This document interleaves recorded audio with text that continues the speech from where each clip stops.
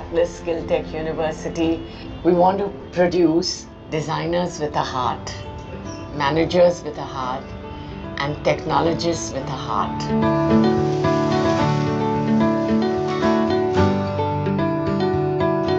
This is literally our campus.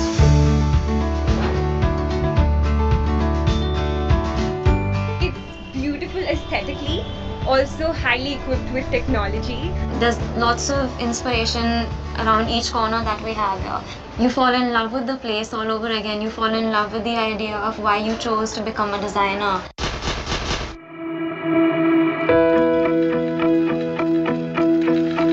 We have a design school.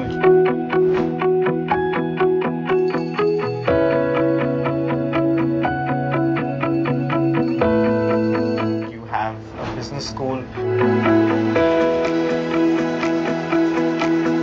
There is an AI ML school, which is data sciences. Every semester we get to choose an elective which is not only from our school, but we can choose from any of the other schools at Atlas. One day we have a student in a robotics class. The next day the same student is visiting the stock exchange. On a third day they're working on a stage and set design in the NCPA. Our curriculum is designed in such a manner that Mumbai becomes the lab for them to learn. Mumbai as a city is an emotion. It's a plethora of cultures, exhibitions, trends. It's just the vibe overall for someone who's just 19, 20, looking to make their place in the world. When the bird wants to fly and explore and be on their own in a safe environment. And I think Mumbai gives you all of that.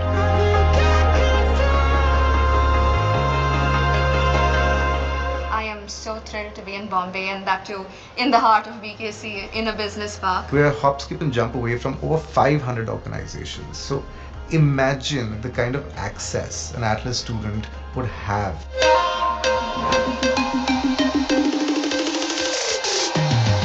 Leading industry, leading academia, and having leading startup leaders in our advisory board. So you're creating an experience and testing that experience, whether that experience will work in the industry or not. More than 40% of our faculty come from the industry. That's one of the reasons why we are able to so confidently say that our students are relevant, and they will remain relevant. The other thing that we have is the need to do internship and apprenticeship after every semester. The opportunities are immense. We've got pre-placement from IBM, Deloitte, Infosys is coming in, Zook's Innovation. They're in such diverse industries like Apple, TCS, PwC, Dharma Productions, House of Masaba, House of Gucci, Manish Malhotra, Sabyasachi. All of my batchmates who wanted a capstone project landed with a capstone project. The ones who wanted to go for their further studies landed at very good universities. We've got great curricular partnerships with Parsons, with Vancouver Film School, University of Bath, Nottingham Trent, Bristol, LSE, Southampton. Atlas really helps you with the collaborations that they have.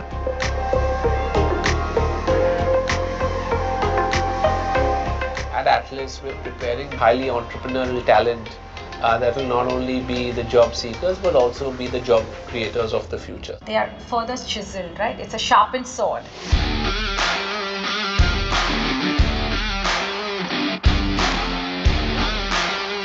By interning in the summer, it really gave me a confidence boost to start my own social media agency called Misco. Currently, I'm handling about 15 plus brands. We have a network of around 80 to 100 freelancers. I've wanted to recreate the Jaipur foot in under 30,000 and do so in a way that adds value to every single member of society.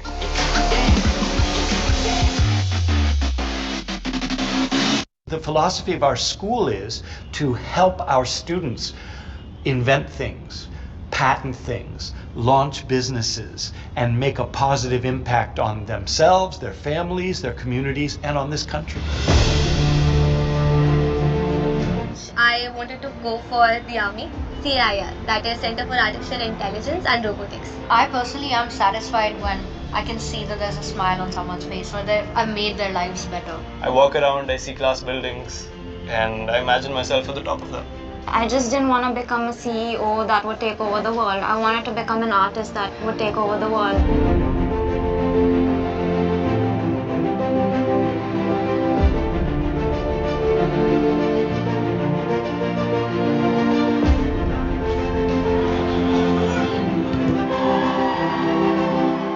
Creative people are always, I think, going to flourish in the industry, and we're going to change the world.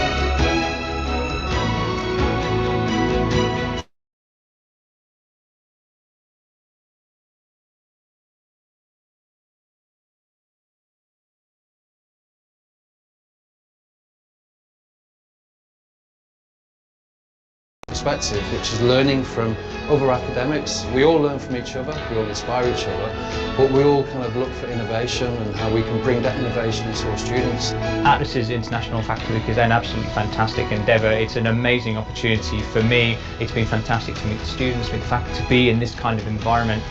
Atlas Skilltech University is the kind of place I wish I'd studied at as an undergrad. So Atlas has done something which is probably quite unique in this region. I can see the skills and teaching going on. We'll also be really impressed with the faculty. I think we have to remember that your faculty are important in delivering to the students. Atlas is concerned with the real future of its students.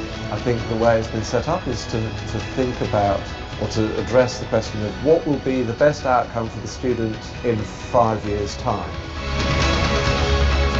It's a very hospitable university where you have a very large group of very motivated and passionate students that are very skillful.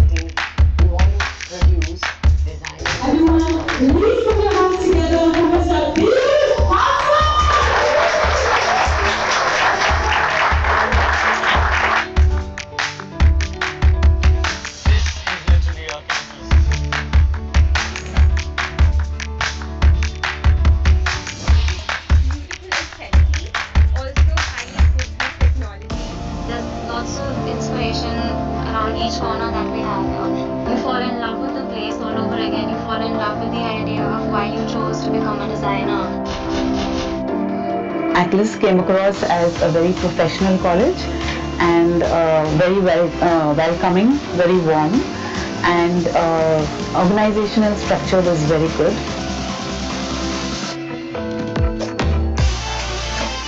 So you ask the student what you want to do. Oh, I want to do this. Fantastic, finally. I would actually say Atlas is an ocean. Most of them are very entrepreneurial.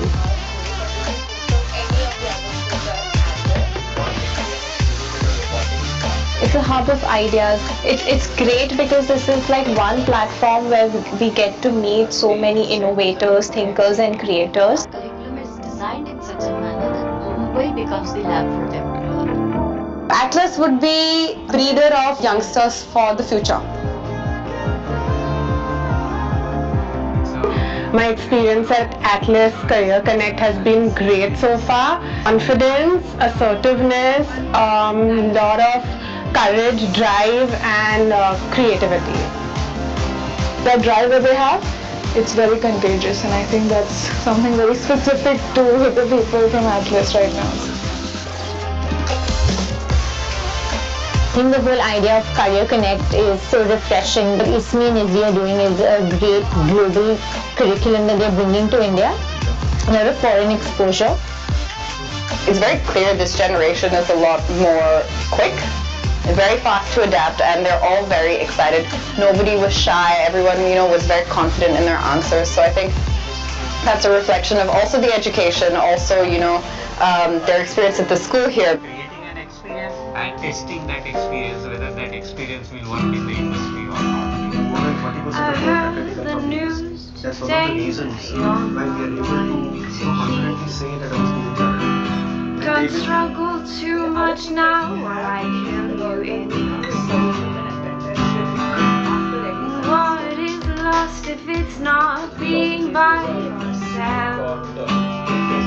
I won't be gentle to the body on the shelf. They're in such diverse industries like Apple, TCS.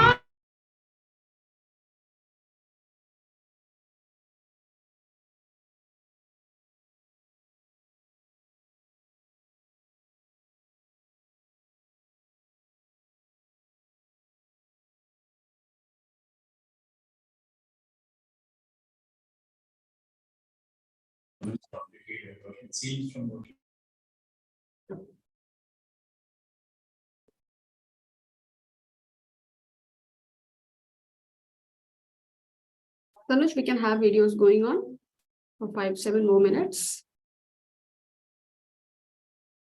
I think Sir is already here. No, we have two panelists joined us so far. Okay. All right. Professor Michael Goldberg is here. Right. And Dr. David Weir is also here. Good. Let me just Welcome. introduce, Welcome. to both of them to you. So Dr. Indu Shahani is our founding president and chancellor for Atlas Skill Tech University. And as I told, Michael Goldberg is executive director at Wheel Institute of Entrepreneurship. David Weir, sir, can you hear us?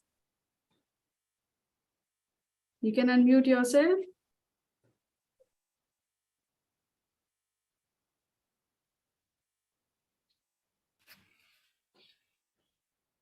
Yes, he's looking for controls. It's okay. David sir was really unwell, but he made it to this event. We are really thankful to him. Thank you so much for being here with us today. Yes, Tanuj, we can keep the videos going. Yes, let's keep them going. Okay.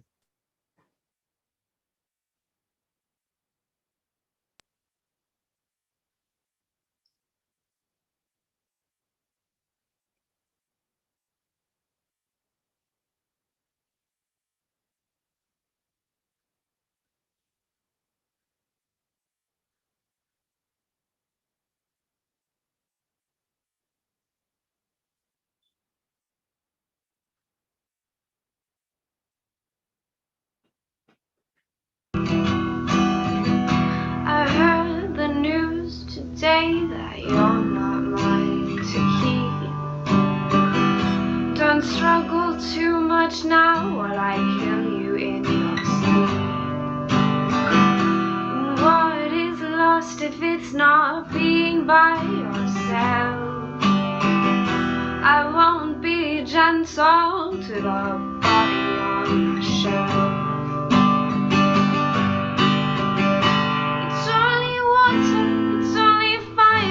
It's only love.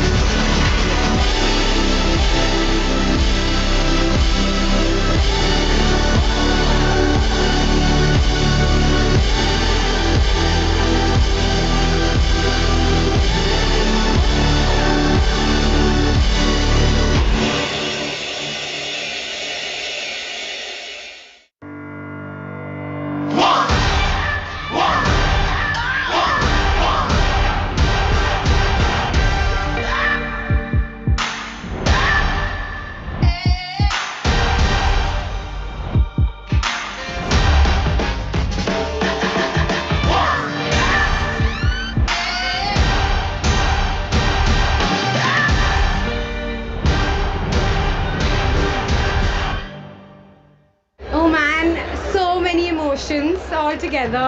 And I don't know what I'm feeling right now. It's just insane.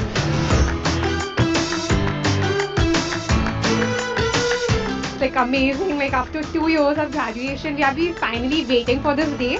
Very overwhelming meeting old friends, old teachers. They were all so happy to see me. I was so happy. It was like a reunion. Today feels a lot overwhelming, a lot of nostalgia, a lot of emotions. It's so good to meet so many people after so long.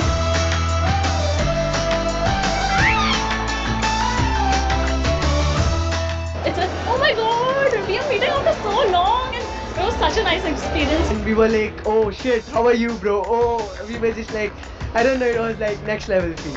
When I saw like all my classmates, it was so overwhelming that I wanted to cry. After like 2 years of COVID, like literally zero social interaction.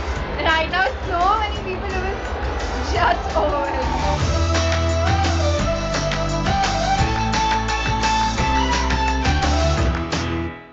I was expecting something big, definitely not this big, but beyond expectations.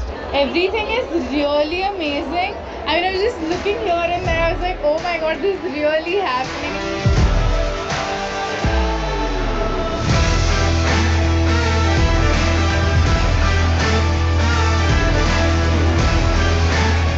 This is very, very huge. I did not expect this. When I saw the stage, I was like, whoa, this is big.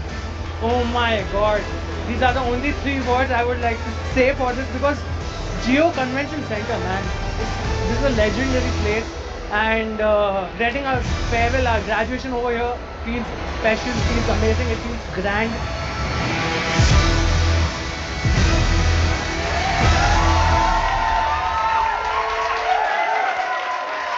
This evening marks the culmination of years of commitment. A very good evening and namaste from Atlas Skill Tech University. My name is Aditya Kashyap and I'm going to be your MC this evening, signing in live from Atlas Skill Tech University. A very warm welcome to Day 7, the grand finale of Aarohan 2023, the Global Entrepreneurship and Management Summit hosted by Atlas. We've had a great run over the past week, including some enlightening sessions by some eminent speakers such as Mr. Martin Roll, Dr. Eliana, Dr. Rahat Munir, Mr. Sunil Tulsiani, and Dr. David Acker. Yesterday, we had a very enlightening session by our very own founding president and chancellor of Atlas Skill Tech University, Dr. Indu Shahani, on University of the Future, and a session on leadership, agility, and resilience by Dr. Rishikesh Krishnan, director at IIM Bangalore. I'm delighted and truly thrilled to announce that we have crossed over 75,000 views on YouTube and are still counting. Finally, coming to today, the D-Day, we have with us none other than Dr. Philip Kotler, Professor Emeritus of Marketing, doing a very interesting session on entrepreneurial marketing. Later this evening, we have a very interesting panel discussion lined up for you, and I would like to mention our panelists right away.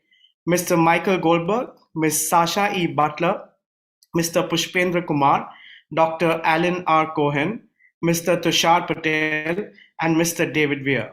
Ladies and gentlemen, stay tuned in, logged on, and make sure you've made yourselves comfortable for a very exciting evening up ahead.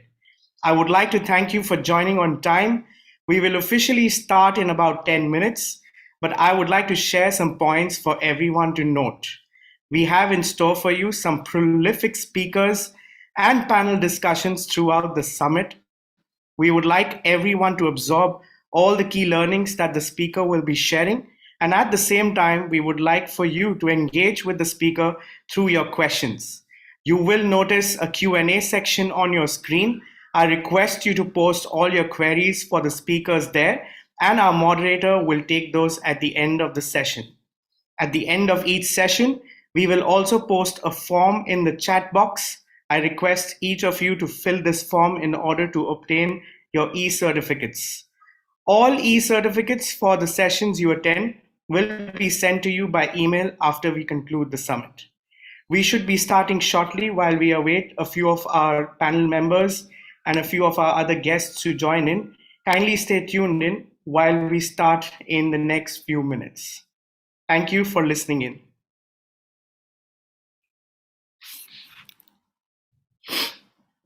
Lovely to see you, Dr. Shani, Professor Hina Thakkar, Dr. Varsha Agarwal. I can already see Mr. Michael Goldberg, Mr. David Weir on the screen. They are our panelists for this evening. Dr. Shani, it'll be an honor to be witnessing Dr. Philip Kotler in a short while we wait for him to come on board. And of course, the panel discussion is truly exciting. There's already a lot of excitement in the student body, and also the faculty awaits to listen in. And questions are almost always ready, but we are here to listen in what the panelists have to say, and of course, witness a very enriching evening up ahead. So, I would like to talk to all my students who are here and all the guests who are here, that I don't know how many of you know that Professor Philip Kotler was actually has done his PhD from MIT in economics. And he was asked this question, that why did you study economics? And I think I'm going to read this out to you. After studying economics, the question was, how did you get into marketing? And I thought that was an amazing question, because that is what would be something that we would all want to know.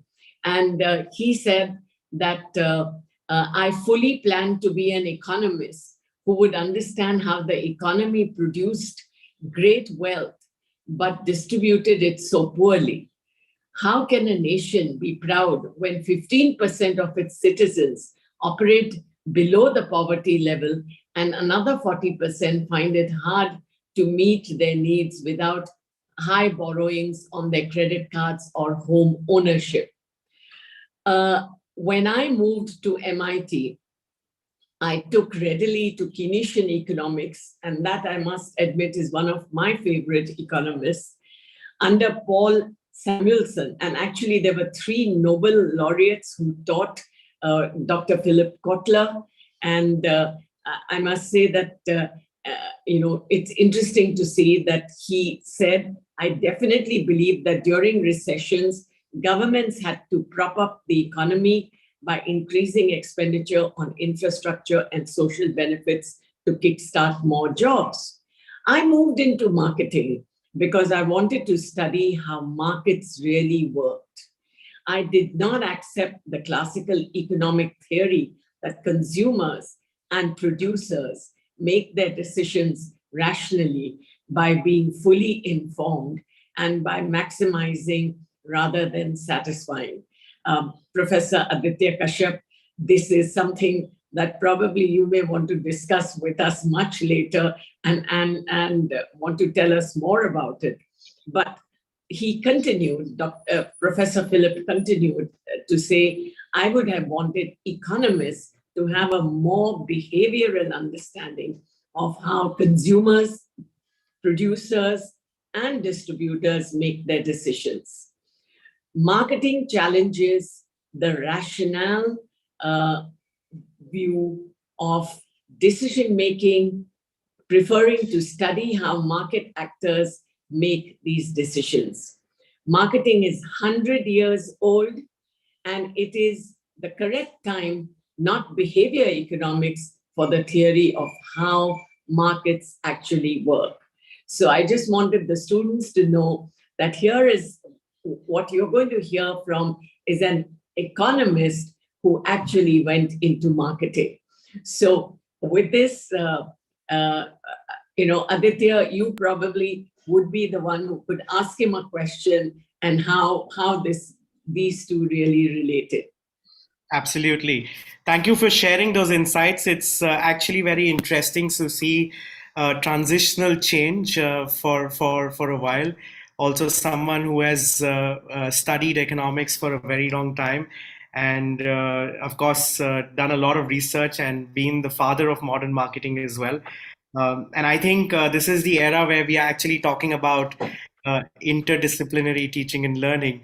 So I think nothing better than this platform to be sharing that, of course, while we await for our speaker to join in shortly.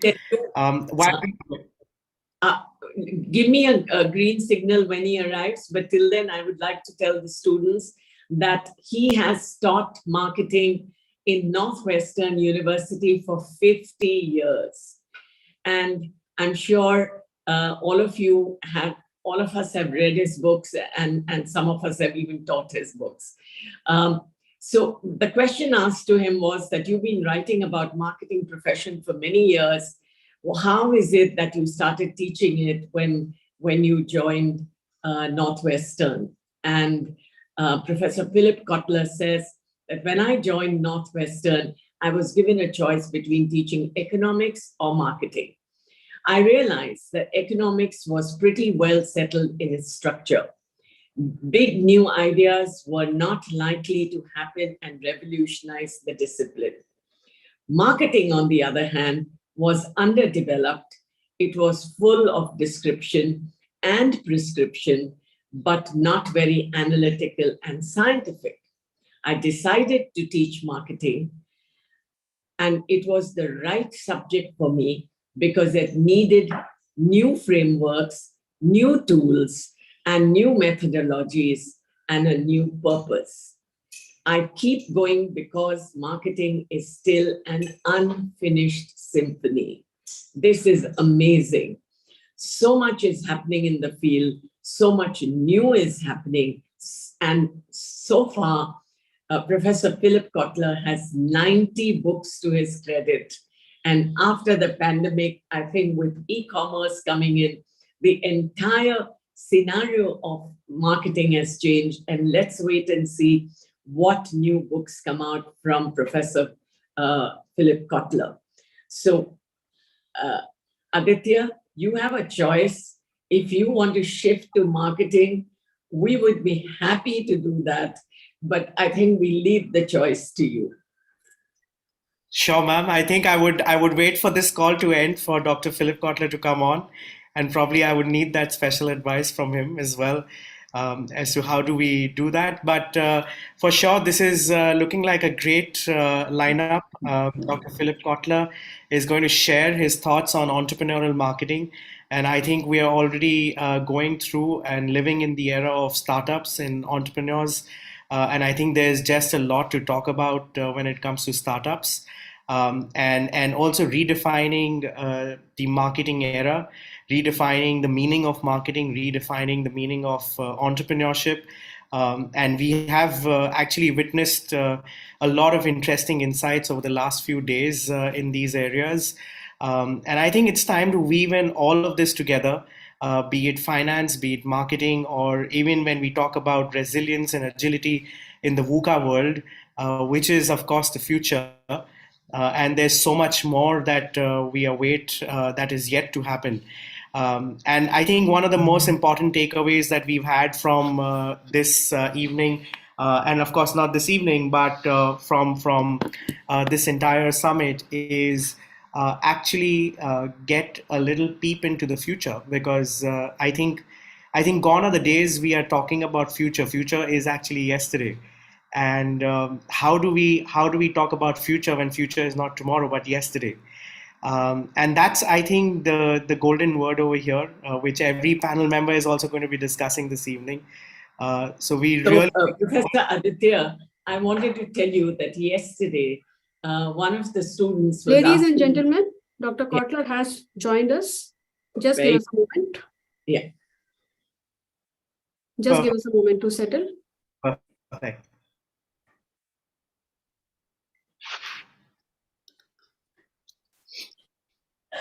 So we can see you. Yes. So we can see you. Dr. Kotler, we can see you. Just a little. You need to just adjust your screen a little so that we can see you fully. I can see your half face. A little bit more so that our participants can see you clearly, sir.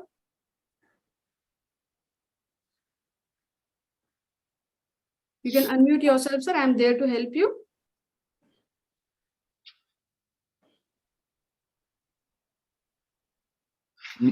Okay, now yes, it was we mute. can hear you. Yes, we can hear you. Okay. Can you see me and hear me? Yes. Yes, sir. We can see you, sir. Okay. And do you see my slides?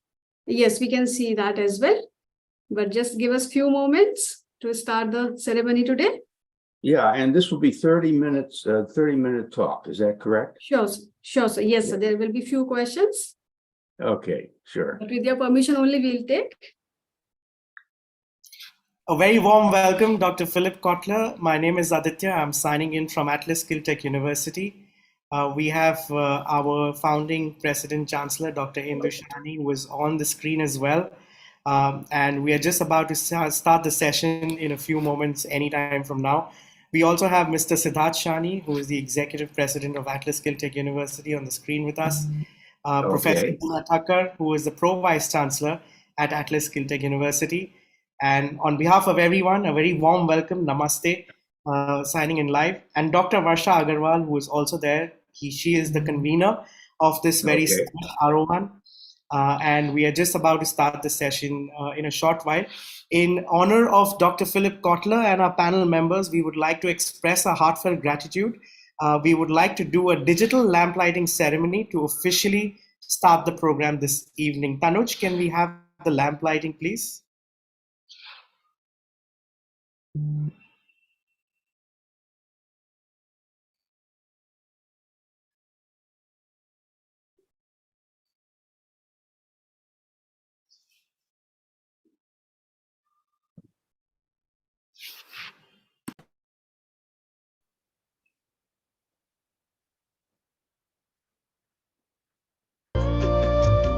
शुभं कुरुत्वं कल्याणं आरोग्यं धनसम्पदः शुभं कुरुत्वं कल्याणं आरोग्यं धनसम्पदः शत्रुबुद्धिविनाशाय दीपज्योतिर्नमोऽस्तुते दीपज्योतिर्नमोऽस्तुते.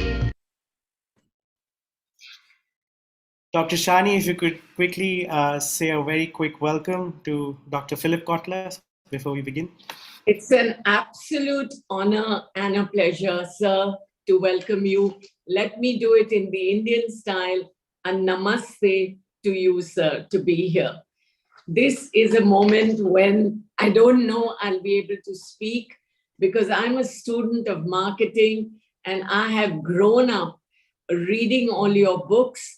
And now I have the pleasure of even teaching from your books. And therefore, for me, this is a moment of a lifetime. And thank you so much for being with us over here.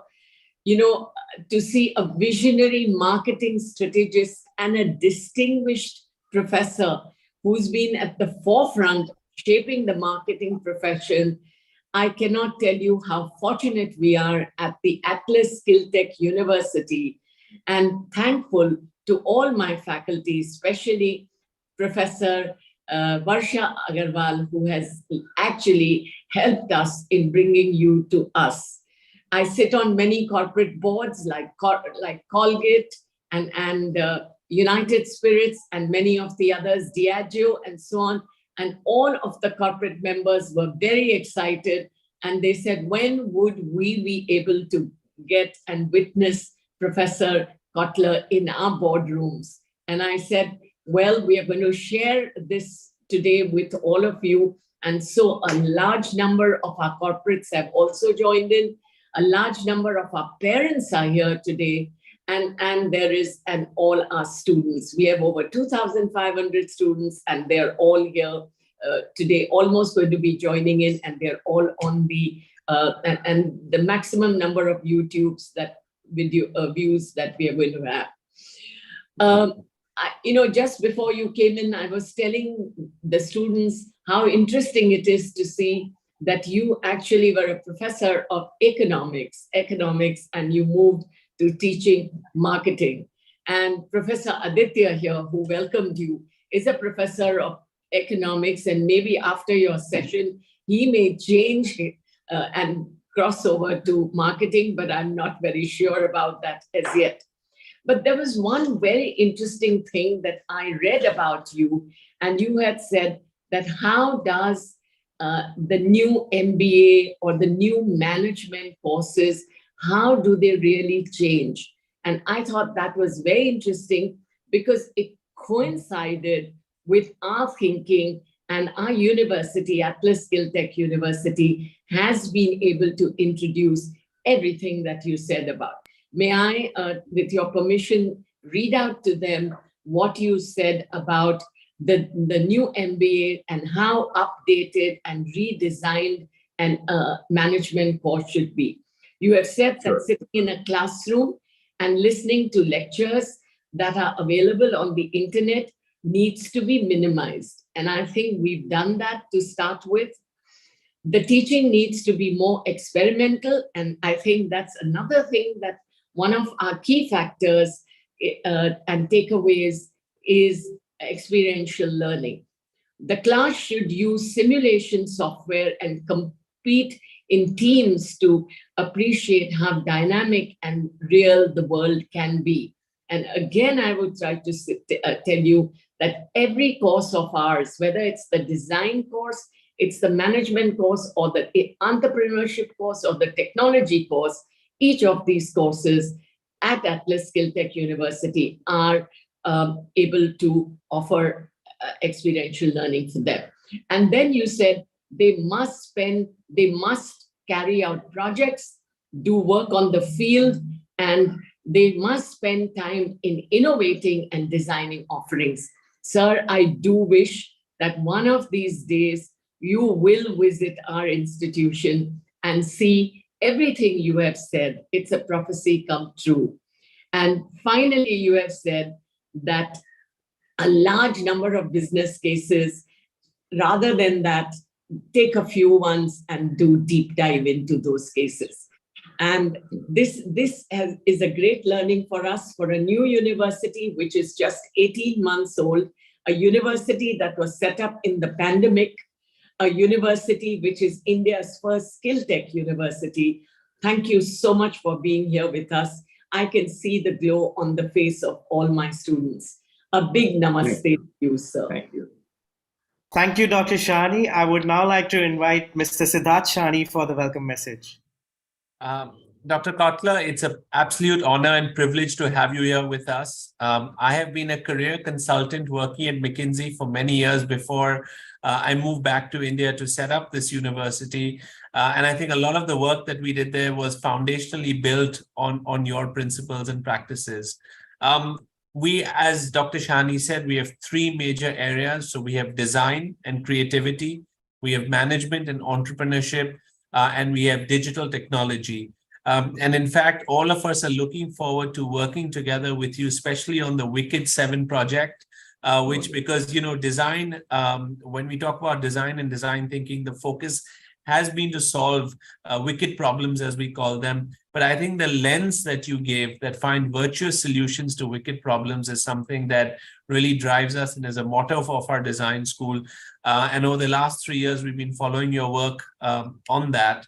And obviously mixed with brand activism, it's really built, I would say, a new model of design education for us. So on behalf of the school, thank you very much for your vision, guidance, and mentorship, and look forward to working together with you on the Wicked 7 project. A warm welcome to you on behalf of 3,500 students and 200 faculty members.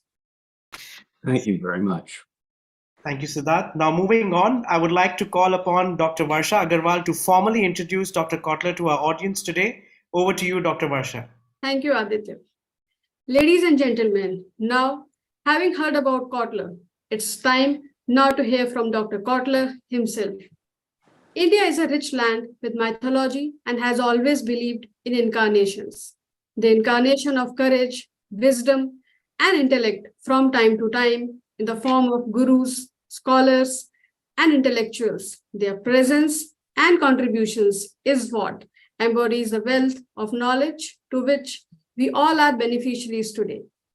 In India, we refer to incarnation as Mahavatars.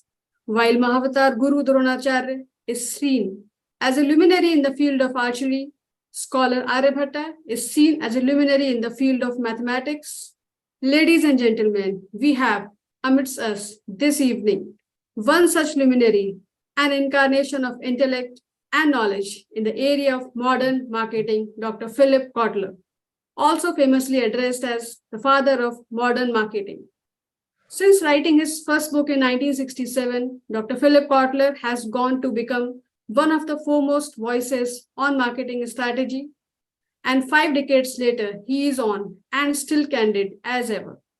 Dr. Kotler's Marketing Management is the single most important marketing textbook that has ever been written, selling over 3 million copies in 20 languages. He is widely acknowledged as the father of marketing, and with over 80 books to his name, it's not too hard to understand why he is such an authority, while much has changed since his book was published in 1967. One has to read his book, Adventures in Marketing, to know more about his biographical information. Today, I deem it my life's privilege and honor to be presenting to the august audience of Aarohan 2023, the legendary Dr. Philip Kotler. Ladies and gentlemen, we are overwhelmed with ecstasy beyond measure in presenting to you all the speaker for today, a global scholar, a guru of centenary in his own respect, a veteran author, writer, and thinker our generation is blessed with, a magician time spent with whom is sure to reckon in our collections of nostalgia. Join hands with me virtually as I'm going to invite Dr. Philip Kotler to address the audience at Aarohan 2023 Global Entrepreneurship and Management Summit organized by Student Research and Development Cell of Atlas Skill Tech University, Mumbai, India. Dear sir, over to you. Thank you very much for that fine introduction, which ends up putting me up in the clouds by your testimony, but I'm going to come down to earth. And I will say that it's a privilege to be able to speak to so many students who I make central to this whole meeting, and also to their faculty, your faculty that makes their learning and growth possible, and to all the business people who contribute to the program of your Global Entrepreneurship and Management Summit. I am sure that much knowledge has already been passed on to everyone, but I will add a few things. It turns out that my latest book was just published, and it's very appropriate to the title of my talk. The title of the book is Entrepreneurial Marketing. And the idea is that it is not enough to have professional marketers. If the professional marketers are only trying to sell what you now make to as many people as possible, and they fail to think about what other things they should be making, how to change the firm as the customer changes, if they don't do that kind of thinking, if they're not entrepreneurial as well as professional, then the company won't survive very long. And so I'll take you through a journey, a short journey about that by getting my slides to show better. And let's see, I'll remove this. Okay. So I hope everyone can see the first page, and I'm going to expand it. There we go. It's very simple. It's just a couple of books I've written and a picture, but let's move on.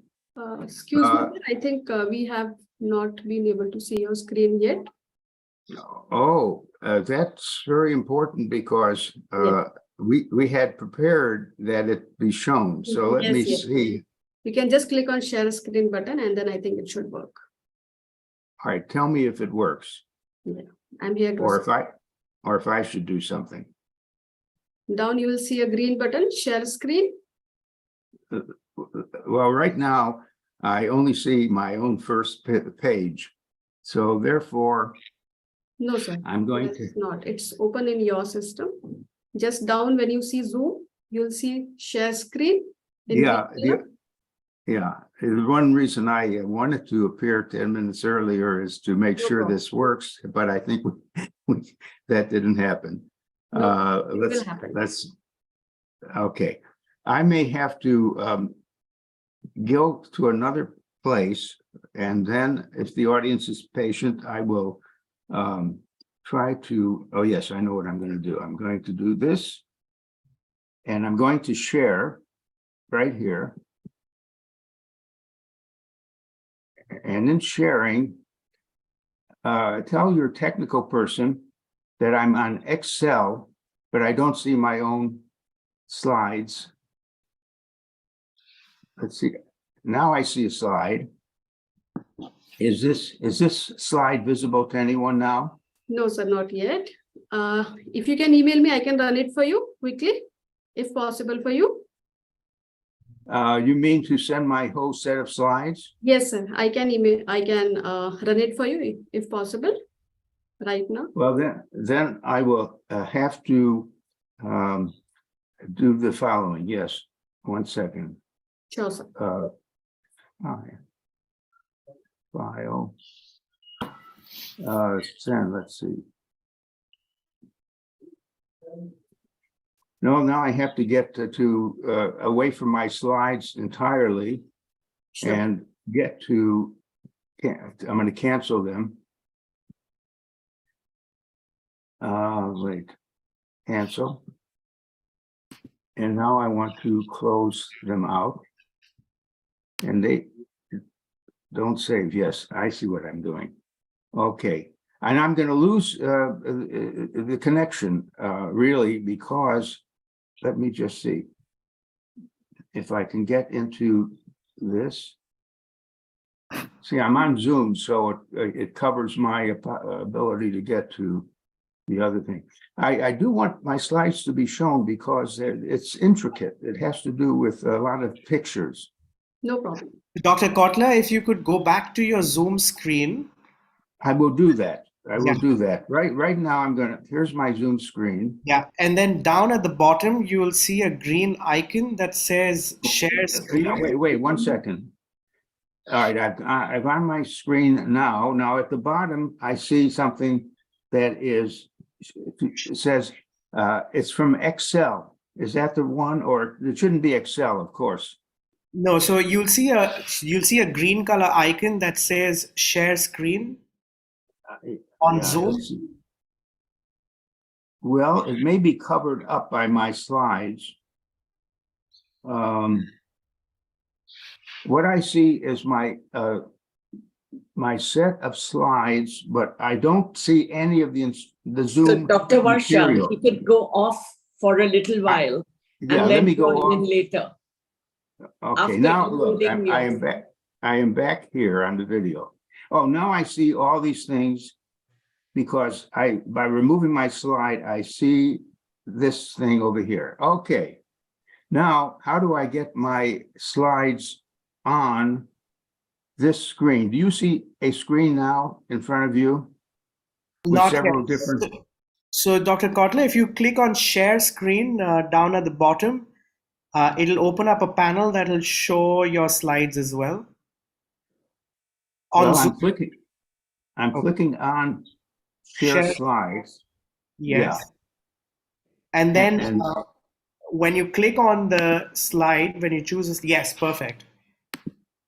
So we can see a Word document at the moment. Perfect. Okay.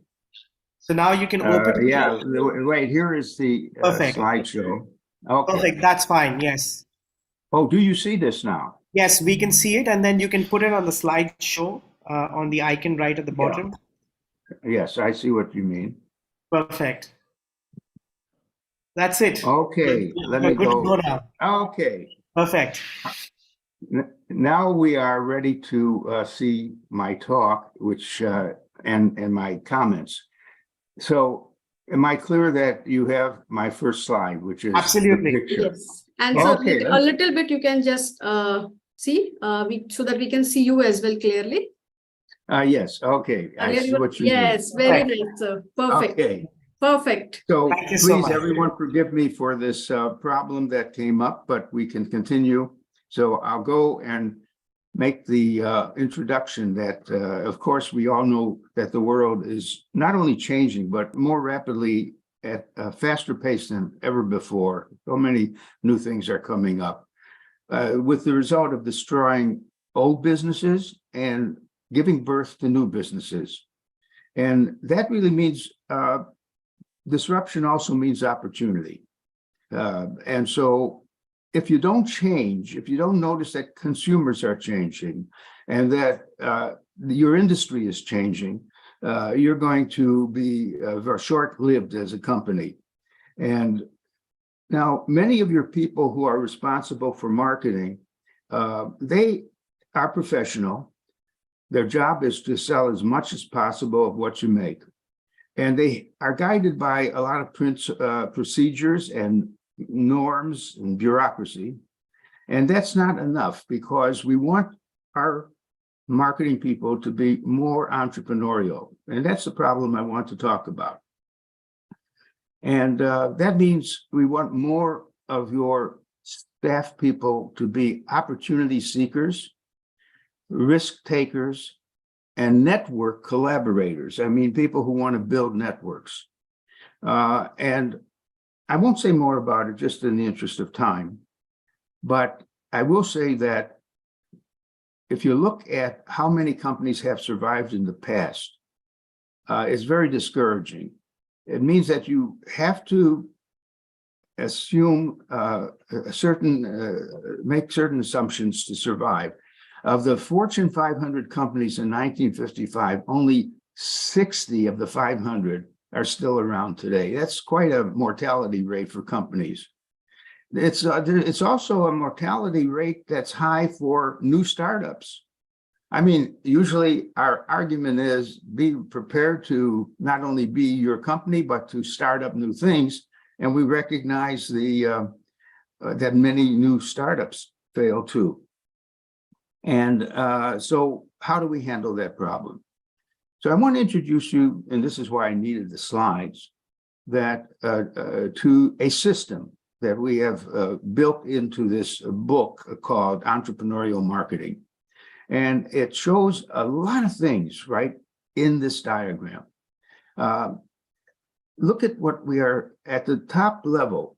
We have 4 elements, and we say those elements are necessary to be an entrepreneurial company. Namely, you must have people who are creative. You must be able to turn the creative ideas into innovations. You have to then, that's not enough.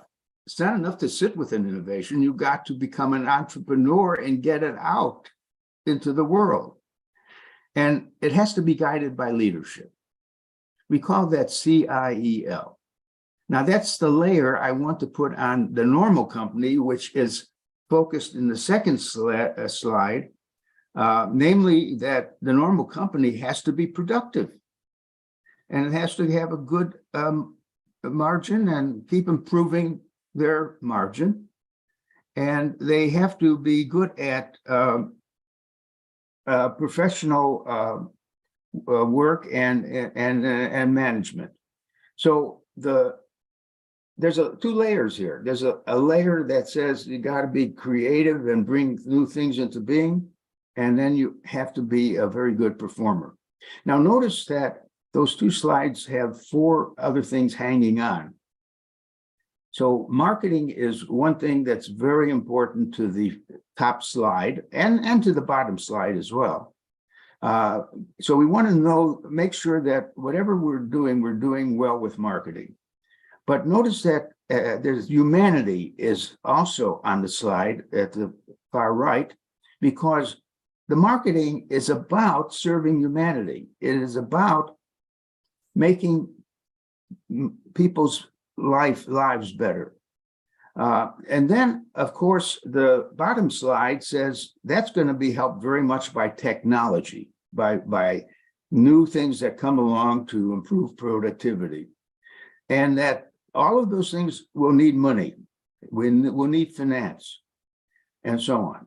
Now, something in this picture to notice is marketing is at the top left and finance is at the bottom right. Often they don't talk to each other or they don't like each other. Very big problem.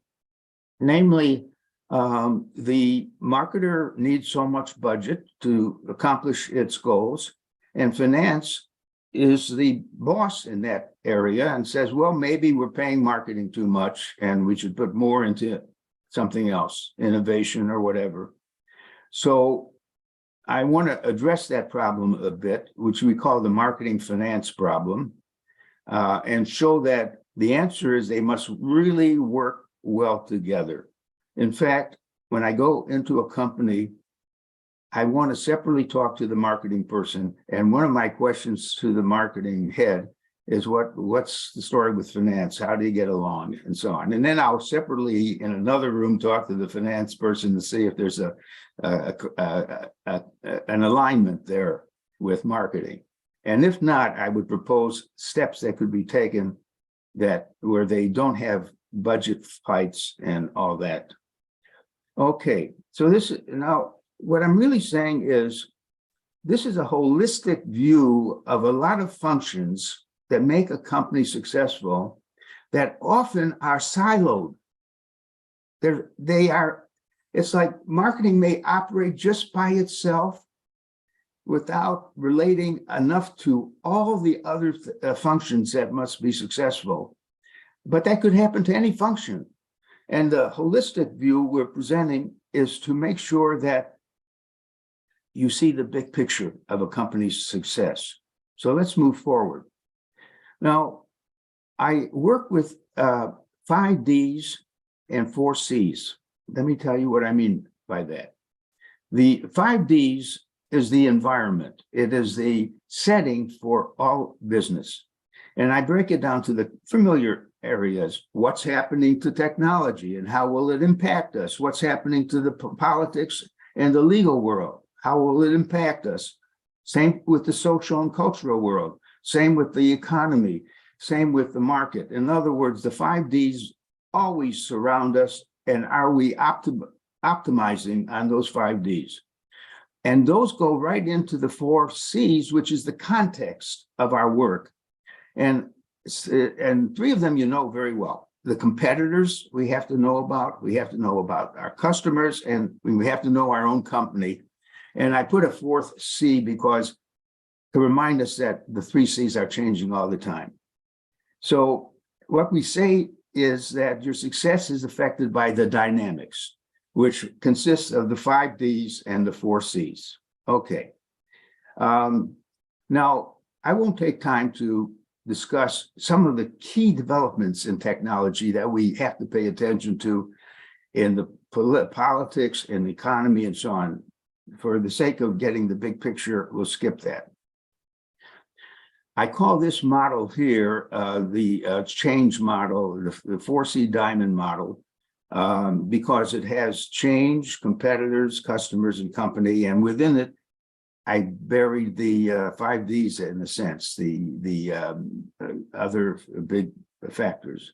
But what I'm really saying is the thinking is about these dynamics and how they address our situation and how we may have to alter our situation in the light of these dynamic factors. Now, let's make the model more complicated. And I'm not going to go through this model, but once you get used to it, your thinking is going to be changed. You'll see that I've just added a few other things here because I still have 2 levels. And the rest of the book shows even more relationships that have to be attended to. But let's move on. I would say that out of this comes 4 postures for companies. They may end up being one of 4 types. And it has to do with how professional are they really and how entrepreneurial are they. So let's take one. We call some companies vigorous dwarfs. They're usually startups. They need to build their professional ability and capability and their speed, and they have to scale up. They're just a vigorous dwarf. It's the condition of any new startup, really. Or zombie. A zombie is a firm that is the small, medium enterprise that needs to build both entrepreneurship and professional quality. They lack both. They're a zombie company. A sluggish giant, on the other hand, usually is a big corporation. It's very professional, but it needs to regain entrepreneurship capability to stay relevant and effective. Okay, so we're interested in the upper right, namely being an OmniStar company, one of those real respected companies and successful ones. And then we also use our marketing star here, which we say marketing is really managing three things: customer management, product management, and brand management. And we have a lot to say about each. For customer management, we talk a lot about positioning the company carefully to the right customers who we want to serve. For product management, we want to be sure that our product is not the same as everyone else's product competing with us, that it is special, that Starbucks, if it's Starbucks, not only sells a good coffee, but it's a great coffee.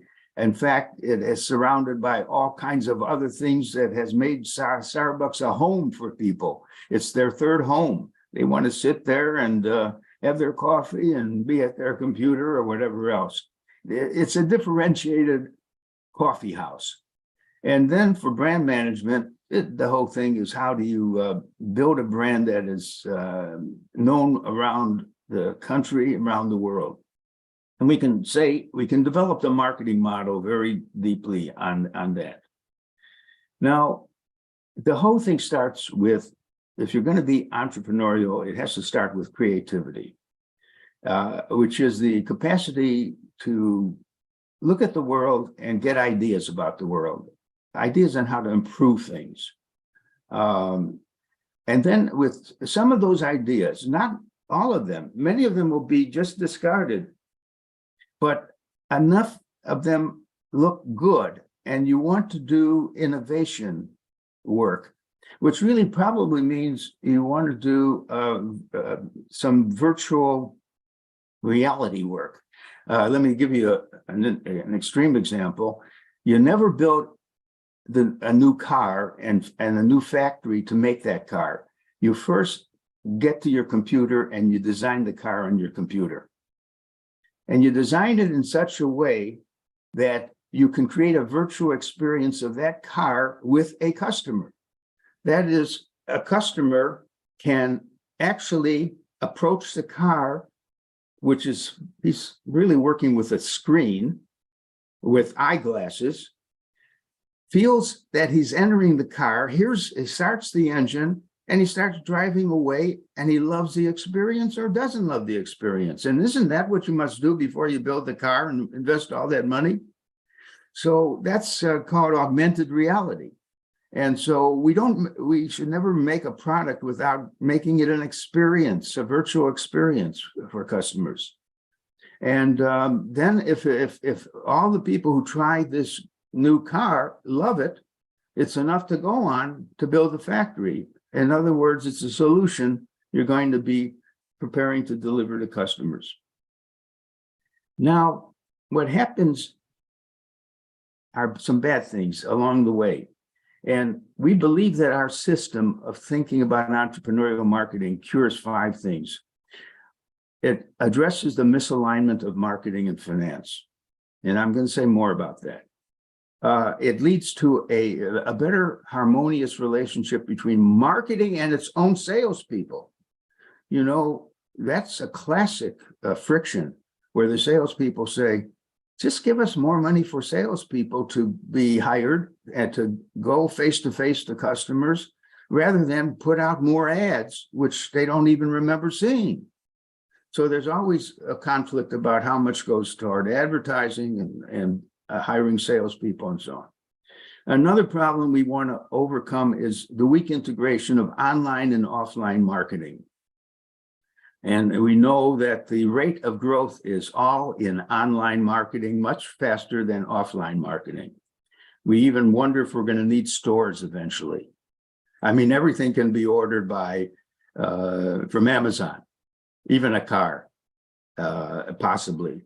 So, well, that will change the whole look of cities if you don't have to need stores to show all of our goods of all kinds.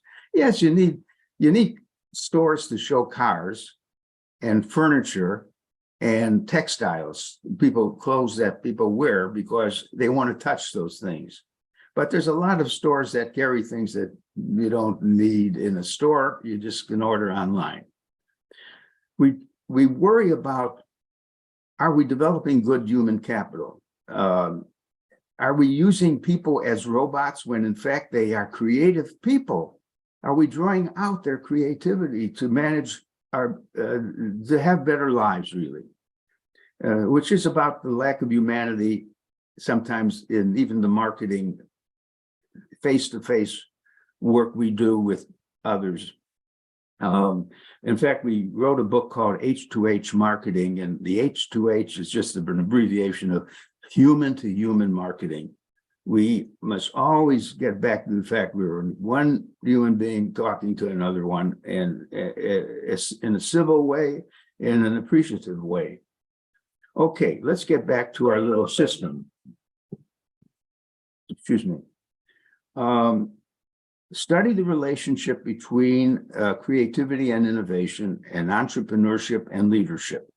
All right, we appreciate that. And I have lots of charts about how one feeds into the other. And look at the connections between productivity and improvement and professionalism and management, and delve into the integration between marketing and finance and technology and humanity. That's a statement of what you see. By the way, there's always a question about whether a company thinks its future lies more in improving what it's doing or innovating what it's not doing currently. The Japanese have a tradition of improving things. Every day, the worker in the Toyota factory says, gee, can I do what I'm doing better? Or in fact, am I really needing to do this job? Is this job needed as part of making the car? If not, the company normally has lifetime employment for me, so they'll put me somewhere else. I'm not afraid to say that my job is stupid. Now, of course, Japan is changing a little bit, so lifetime employment is not so full anymore. And maybe workers are a little quieter about exposing that. But the mentality has usually been in Japan, constant improvement will get us to where we want to get. And others say no, innovation, where you don't just make things better, but you make new things. Okay. Now, every company has departments and divisions and has several functions. And we've got to make them all be siloed. In other words, they're operating separately without a lot of networking and so on. So we argue that a company can be conservative or progressive. And what do we mean by that? A company could be market-driven and accept customers as they are. That's fine. But it's better perhaps to be progressive, which is to be not a market-driven company, market-driven by customers, but a market-driving company that imagines ways to upgrade the experience in the customer life in the process. One example might be Airbnb. You remember that some people have an extra room in their home, and along comes a company to organize that and say, look, you want to make more money than you're being paid or earning in your daily work? Can you rent out? Can I list you along with other homes that have a room? So along comes Airbnb, and many people sign up.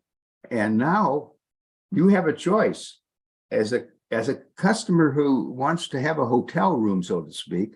You could make the choice to be a normal room with a bed, or even you may want to be in a tree house or in a cave or in a boat, a villa, a tent. Airbnb has all of these things possible, but the interesting thing is that the company has reached a valuation of over $100 billion. And it's making more money than a Marriott, Hilton, and Intercontinental. Now that's innovation. That is very broad thinking. So that's only one example. And so I'm going to say that today's customers are changing rapidly.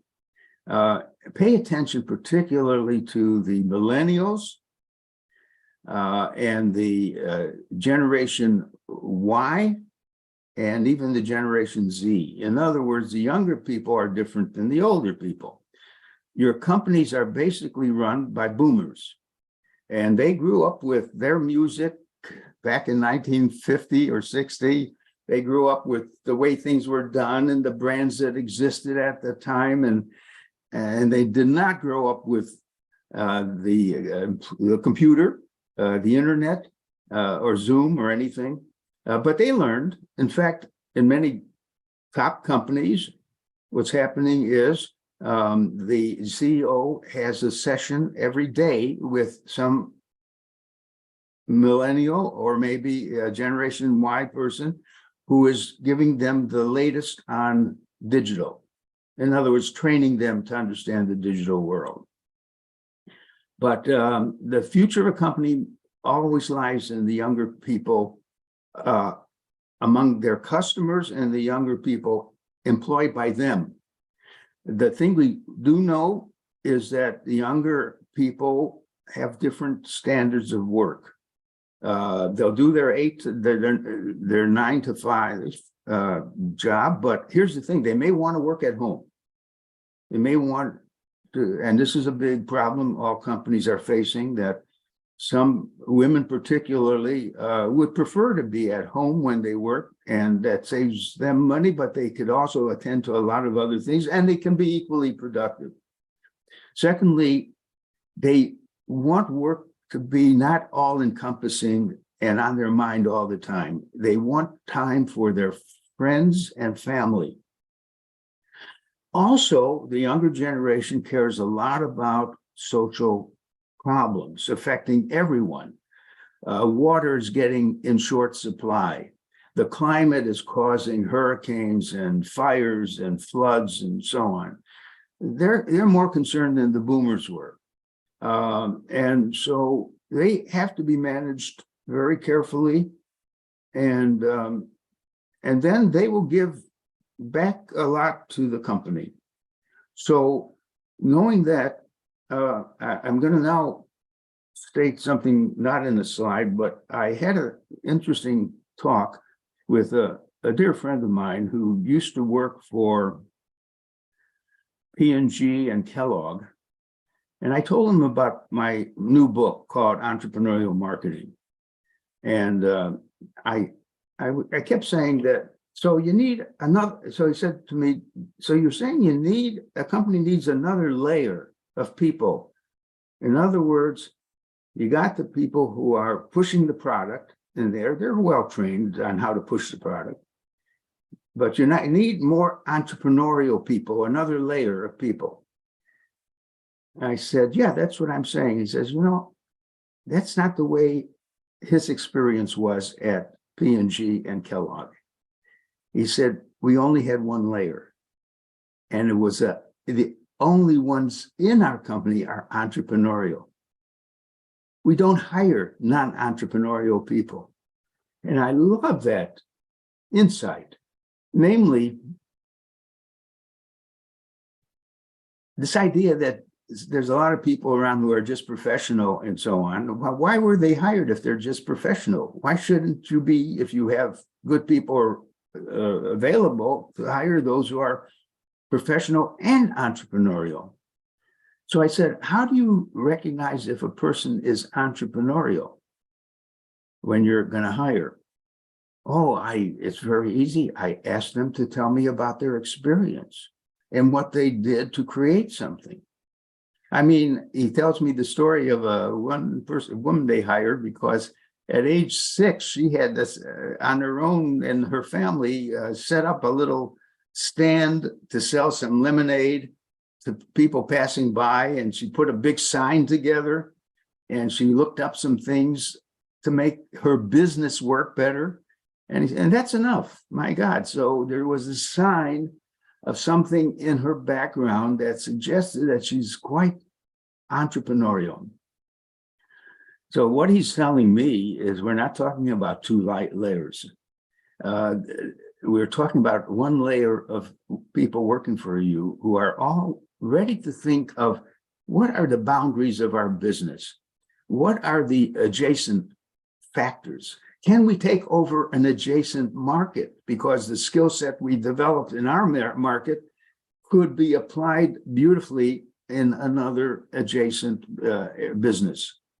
And so this idea of being broad-minded about your business is very important. Now, one last thing I want to mention on this problem of marketing and finance working better. I was extremely impressed with the work done by the leader of the chief marketing officer at MasterCard. MasterCard and Visa are the two big credit card businesses. And he has done an outstanding job getting the marketing and finance people together. He's from India. And I've had a chance to work with him, and and he knows all of the new marketing mathematical techniques. I mean, he's on top of the artificial intelligence, the new chat. Watch that thing, by the way, chat GPT.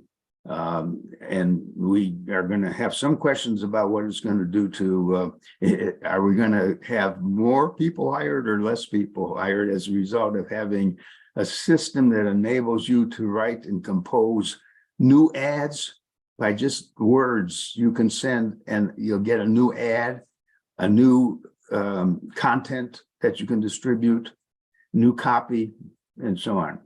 But the main thing is that he did this. He said he wants meetings with finance, and they want to work together on figuring out how to measure ROMI, return on marketing investment. You got to have a formula. You're spending money on Facebook, on Instagram, and you, for each of those things, which are producing gains for us and which are just producing costs for us. And by the way, in the experience of Procter & Gamble, they immediately tried every new social media. They wanted to learn about each. In fact, they took budget away from 30-second TV commercials to do that. And they overdid it deliberately. They overdid it because by overdoing it, they ended up knowing what doesn't work. That maybe Facebook works beautifully with investment, but maybe Google does not work that well. So yes, to learn which social media, which is now really challenging the use of just big, splashy commercials, has to be understood by overspending. To try it all and see what works. Okay, so his idea that your company should look for originally entrepreneurial people and to be your marketers sort of collapses this kind of thing of two levels of management, and I thought it was very brilliant. Now, one more thing, and that is I liked the fact that I was quoted about what MBA education should include that was a wonderful statement I read. One other thing he told me out of his experience at Kellogg and at P&G, he said the students who go to a university are normally of a better trained and maybe more middle class, if not upper class in some cases, than the people you're trying to reach to sell your goods. And therefore, they don't know customers. They have a book-based understanding of customers. What they really need is to see the customers. And one of the things he does is he tells them to spend a lot of time at Walmart. Walmart being a company that draws huge crowds of buyers and customers from all levels of life, mostly people of lower income, because that's where you get the lowest prices. And he puts them into projects at Walmart because that's the only way for them to be in touch with the people they're trying to sell things to. Otherwise, they live in a universe of a higher level of education and training, and therefore they're distant from the people they're trying to serve. I think that was a very good suggestion. Well, I'm going to conclude here and say that I really appreciate very much being invited to this wonderful conference that you threw, and I hope everyone was satisfied, and I'm certainly very pleased to share my thinking as of now about how to be a better person. Always about being a better person first, and then being a better marketer or business person. Thank you very much for your attention. Thank you so much, sir, for this great session. There are a lot of questions and we are getting on and on and on, but we'll take some very selective questions for you with your permission. Yes, I'll take 2 questions for sure. Sure, sir. Thank you so much for this. So the first question comes from our Professor Shamit. He asked that normally it has been believed that entrepreneurship is an inherited trait. In that case, how education will play an important role to create more entrepreneurs? Excellent question, because it's like one of those things like we often say you can't teach certain things. Like he may have said, let's say we want more people to be leaders. So good, give them a course on leadership. Well, there's many books on leadership. That doesn't make a leader normally. How do you make an entrepreneur? I'm assuming that your new university may want to has certain criteria in accepting students. And in India, you have so many colleges one can go to, all the way from very classy places that cover everything to some that are maybe just a school of marketing, maybe just a school of advertising. You have everything. It's very rich offerings. But your school has to figure out who to accept. Now, you can make it easy on yourself if you figure out how to find who the entrepreneurial thinkers are. Then they're in your business school and you've already solved the problem. If you're going to just take good, talented people who studied a lot of books and know nothing about whether they're entrepreneurial, then you got a real problem of how you get them excited about thinking out of the present into the future. That's what we're talking about, a mind that imagines other possibilities. So make it easier on yourself as a university to make one criterion for even admitting people that there are signs that are entrepreneurial to begin with. Then you've solved the problem. Because I don't really know how to teach people to be entrepreneurial who don't have that mindset. Thank you so much. Good question. Thank you so much, sir. I'm sure the professor would be very happy to receive answers from Kotler himself. Yes, Nami, you want to say something? Okay. So the last question, which comes from our next professor, Dr. Karishma. So she wants to ask that, how do you see wealth polarization in an era of marketing 5.0? You know, we went through a few books that had numbers like, we never wrote marketing 1.0 or 2.0, but we did write a book called 3.0 about 1 and 2 and 3. And what we were saying is marketing has evolved very much. I'll tell you a funny story. A CEO came up to me at a speech I gave, and he said, "Could you sign your book?" I said, "I'm happy to sign my book." And I looked at the book. It was my 1967 book, the first one. And he tells me he uses it all the time. He's the CEO, but when there's a marketing question, he goes to the book. And I sort of said, "Did you like our section on brand equity?" He says, "I don't remember brand, I don't remember." Well, it wasn't in the book.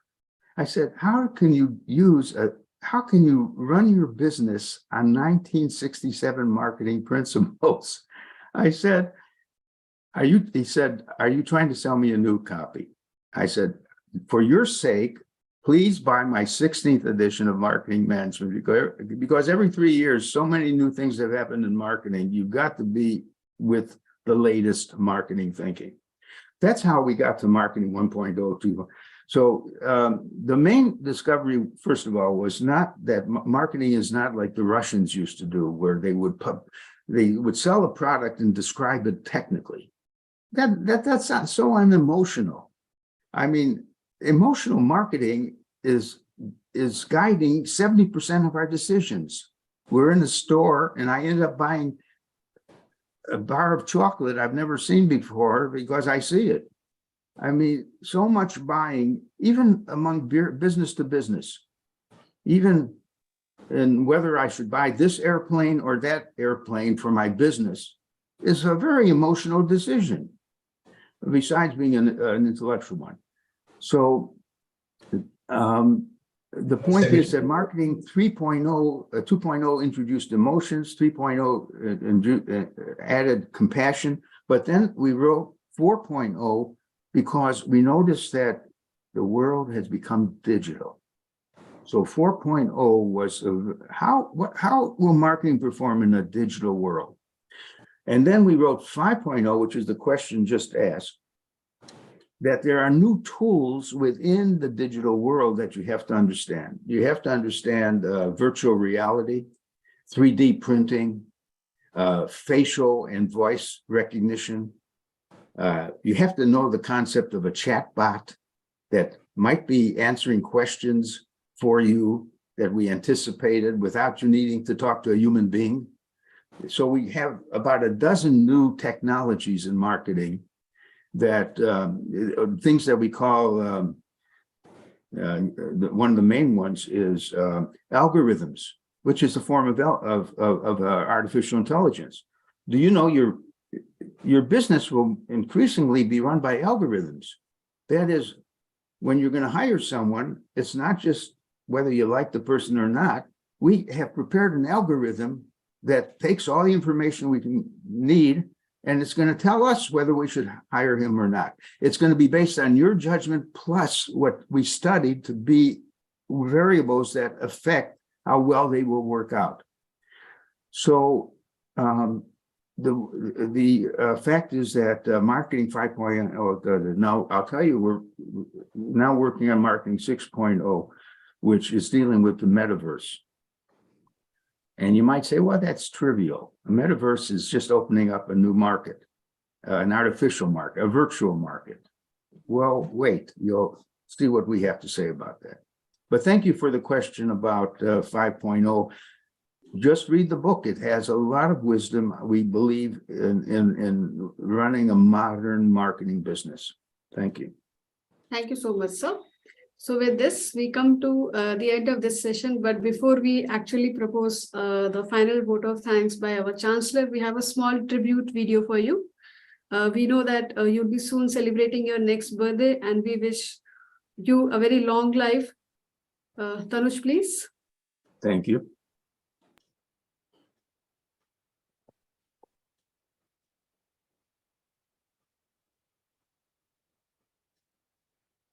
Thank you.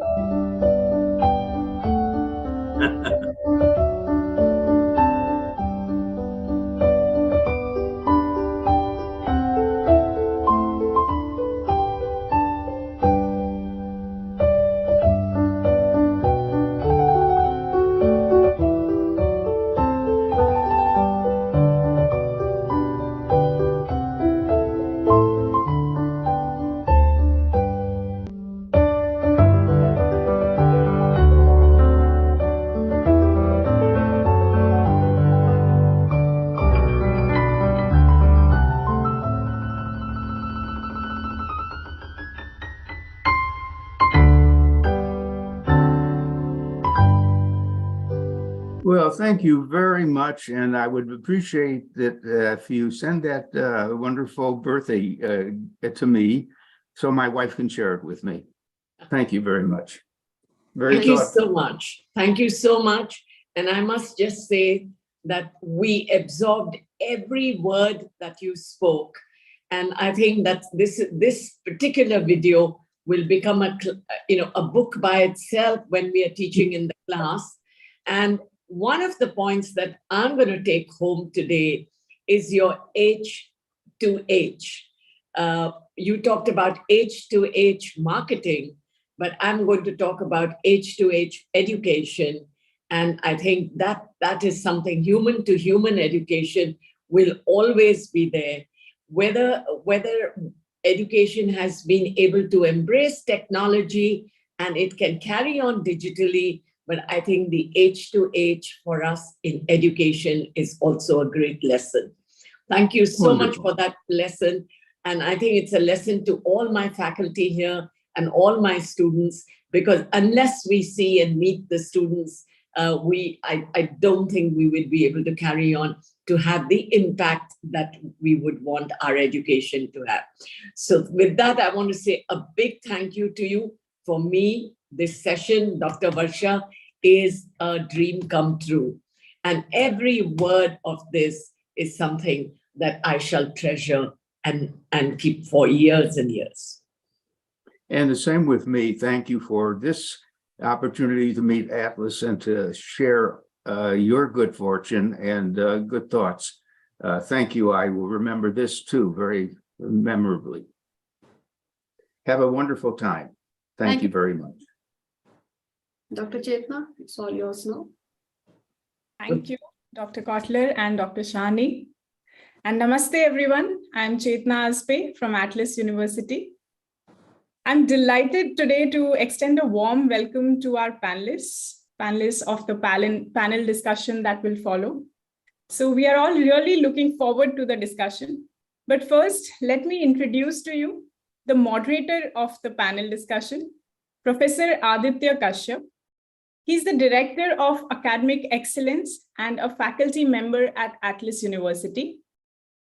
He's an economist by training and has pursued a master's in economics and public policy from the University of Queensland, Australia. He has a diverse set of professional experience ranging from hedge fund taxes at Ernst & Young to financial analysis and inventory control at Cargill, Australia. He currently teaches a wide range of courses under the broad domain of economics, public policy, and statistics at the undergraduate and postgraduate levels. His area of research includes development economics, political economy, and game theory. With this expertise, I'm sure Professor Kashyap will make a great moderator today. I would request Professor Kashyap to kindly introduce our panelists and take the panel discussion ahead. A big thank you to you, Dr. Chetna, and I'm delighted to be here to be moderating this session this evening. A very good evening once again from Atlas Skilltech University. On behalf of the entire ecosystem, I warmly welcome our esteemed international panelists, education leaders, faculty, parents, and students to the international panel discussion of the Global Entrepreneurship Summit, Aarohan, hosted by Atlas. The theme of the event is Sustainable Ideas for Business in the New Normal. And Atlas Skilltech University is built on the philosophy of design, innovation, creativity, and entrepreneurship. Atlas Skilltech University is one of India's first urban academic innovation ecosystem that is home to 3 leading new age institutions, a multidisciplinary community. It provides a catalytic environment to build disruptors and innovators across industries. The unique academic programs blend experiential learning with an entrepreneurial mindset relevant for today's economy. Before we move on to the panel discussion, I would like to thank you for joining on time. We will officially start in a short while, but I would like to share the guidelines once again. We have some speakers and panel discussions throughout this summit this evening. We would like everyone to absorb all the key learnings that the speaker will be sharing. And at the same time, we would like for you to engage with the speaker through your questions. You will notice a Q&A section on your screen. I request you to post all your queries for the speakers there, and our moderator will take those at the end of the session. At each session, we will also post the form in the chat. I request each one of you to fill this form in order to obtain your e-certificates. All e-certificates of the session you attend will be sent to you by email after we conclude the summit. Moving on, I would now like to introduce all our panelists one by one. First up is Dr. Alan R. Cohen. Dr. Alan R. Cohen is the Edward A. Madden Distinguished Professor of Global Leadership at Babson College. He has consulted an organizational change and leadership at a wide variety of organizations, including GE, Pernod USA, IBM, and Fidelity, and holds MBA and DBA degrees from Harvard Business School. Dr. Cohen recently completed 7 years at Babson's Vice President of Academic Affairs and Dean of Faculty. He has helped found the Indian Institute of Management. Dr. Cohen is the co-author of Managing for Excellence, the award-winning alternative work arrangements integrating individual and organizational needs and influence without authority. His latest book is Power Up, Transforming Organizations Through Shared Leadership, and he is the editor of the recently published The Portable MBA in Management, second edition. A very warm welcome to you, Dr. Cohen. Moving on, Mr. Michael Goldberg. Mr. Michael Goldberg earned a BA from Woodrow Wilson School of Public and International Affairs at Princeton University, MA in International Relations from the School of Advanced International Studies, SAIS, at Johns Hopkins University, and an MBA from the Wharton School at the University of Pennsylvania. He is an experienced venture capitalist and entrepreneur whose teaching is focused on the fields of entrepreneurship and early stage finance. Mr. Goldberg is an associate professor of design and innovation at the Weatherhead School of Management, Case Western Reserve University. Mr. Goldberg is also the inaugural executive director of the Wheel Institute of Entrepreneurship at Case Western Reserve University. Mr. Goldberg co-founded the Bridge Investment Fund, a venture capital fund focused on investing in Israeli medical device companies that have synergies with the leading healthcare industries and institutions in Cleveland.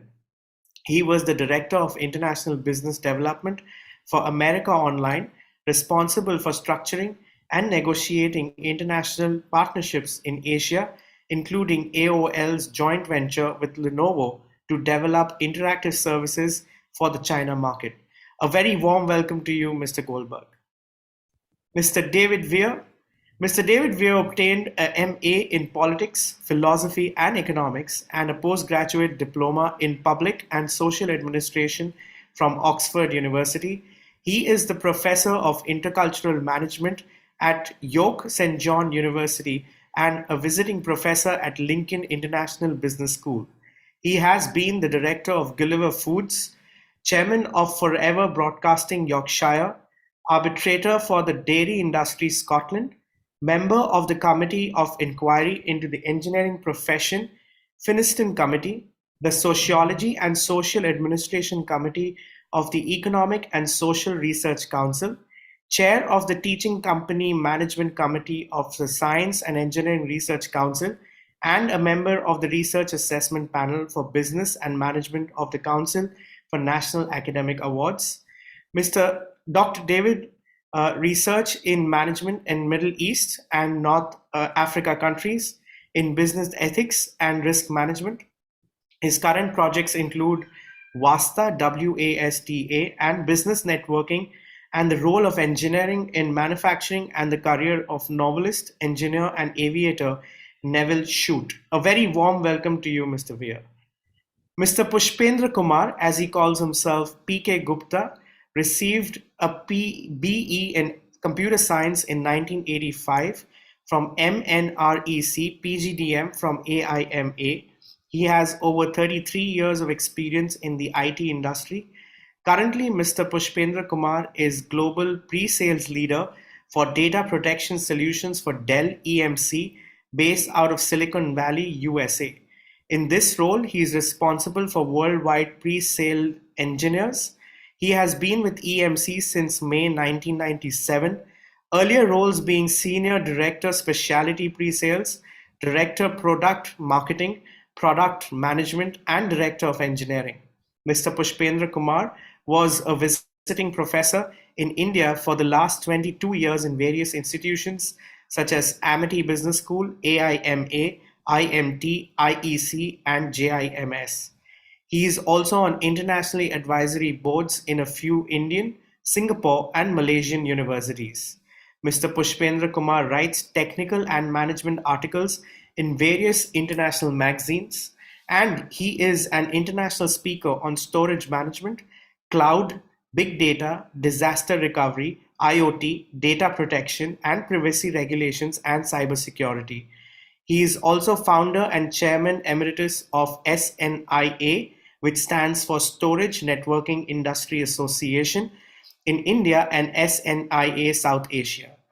He was awarded the 2012 SNIA Industry Impact Award by SNIA International, 2013 APJ EMC President Leadership Award, and has been nominated for President Club consistently from last 10 years. He is also a member of the prestigious global SNIA Board of Directors since 2018.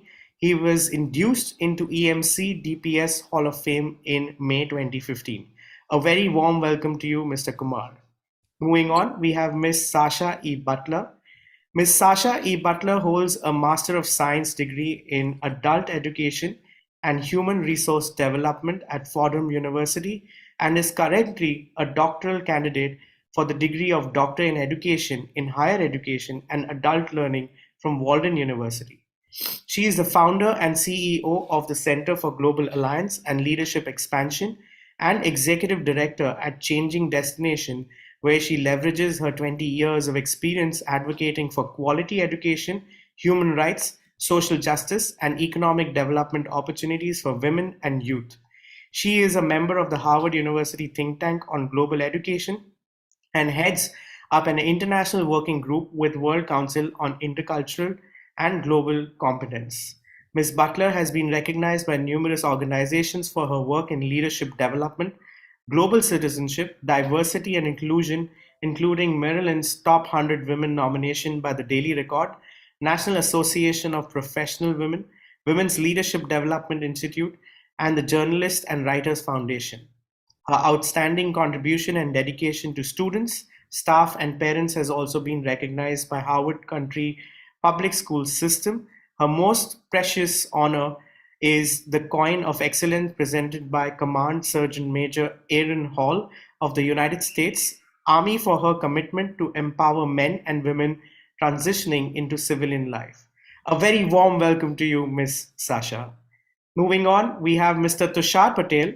Mr. Tushar Patel holds a postgraduate degree in business administration from the University of Wales in UK. He has attained a bachelor's degree BCom from Gujarat University. He has also completed a one-year diploma in entrepreneurship and business management from the Entrepreneurship Development Institute of India in Gandhinagar. He is a marketing professional with over 10 years of experience in marketing. Currently, he works with the Indian Institute of Management, Ahmedabad, as an executive. In the position, he is actively involved in marketing, admissions, and international immersion program activity. He also handles social media channels of the one-year MBA program of IIM Ahmedabad, such as Facebook, Twitter, LinkedIn, Instagram, and YouTube. His previous work experience includes marketing, social media marketing, public relations, admissions, and international exchange program activities with Shanti Business School in Ahmedabad, Entrepreneurship Development Institute of India, Gandhinagar, National Institute of Mass Communication and Journalism in Ahmedabad, Your Sushi London, UK, and Orange and Company Limited, London in UK. A very warm welcome to you, Mr. Patel. So with this, we have all our panelists in. To Tanuj, can we have all the spotlights together, please?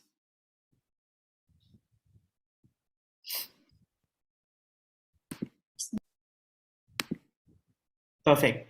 So I will be moderating this session and I will be talking aloud the questions one at a time. And the order of questions is going to be, I'll just say and repeat the order once again when we go through the questions. The first question will be to Mr. Michael Goldberg. After that, we will move on to Ms. Sasha E. Butler. Post that, we'll move on to Mr. Pushpendra Kumar. After Mr. Pushpendra Kumar, we have Dr. Alan R. Cohen. And then we have Mr. Tushar Patel. And then we have Mr. David Via. So the first question to Mr. Michael Goldberg is, how would you differentiate necessity-driven entrepreneurship to profit-driven entrepreneurship? Well, thanks, Aditya. Thanks to everybody for inviting me, and really enjoyed Phil Kotler's talk. In the small world that is sometimes the world of entrepreneurship, his summer home is like a 100-meter walk from my parents' summer home. So I've gotten to sit on the porch with Phil and get a little bit of what we got today in this session. Aditya, thank you for the question. Necessity-based versus, more of the, I guess, desire-based. So I live in Cleveland, Ohio, which is in the middle of the U.S. And it's more of an economy that is relative to our friends in Boston or San Francisco. It's a little more challenging here. And, I think the pandemic impacted all of us, right? Regardless of where we are around the world. And I think, perhaps more so in kind of already distressed economies.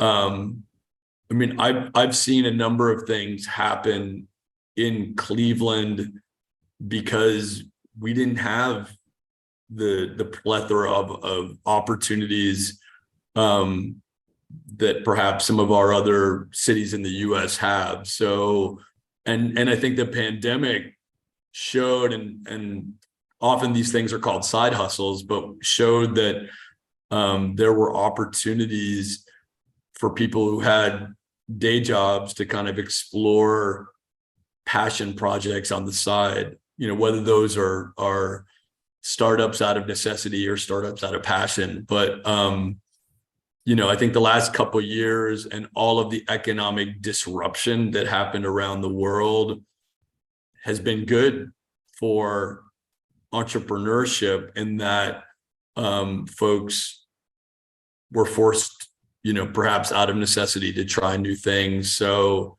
we see a bit of both, certainly in the US and in cities like Cleveland. And, frankly, like when you're at an academic institution, like many of you guys are, when we have students that are coming to us or alums that are coming to us, we don't necessarily care kind of what has motivated them.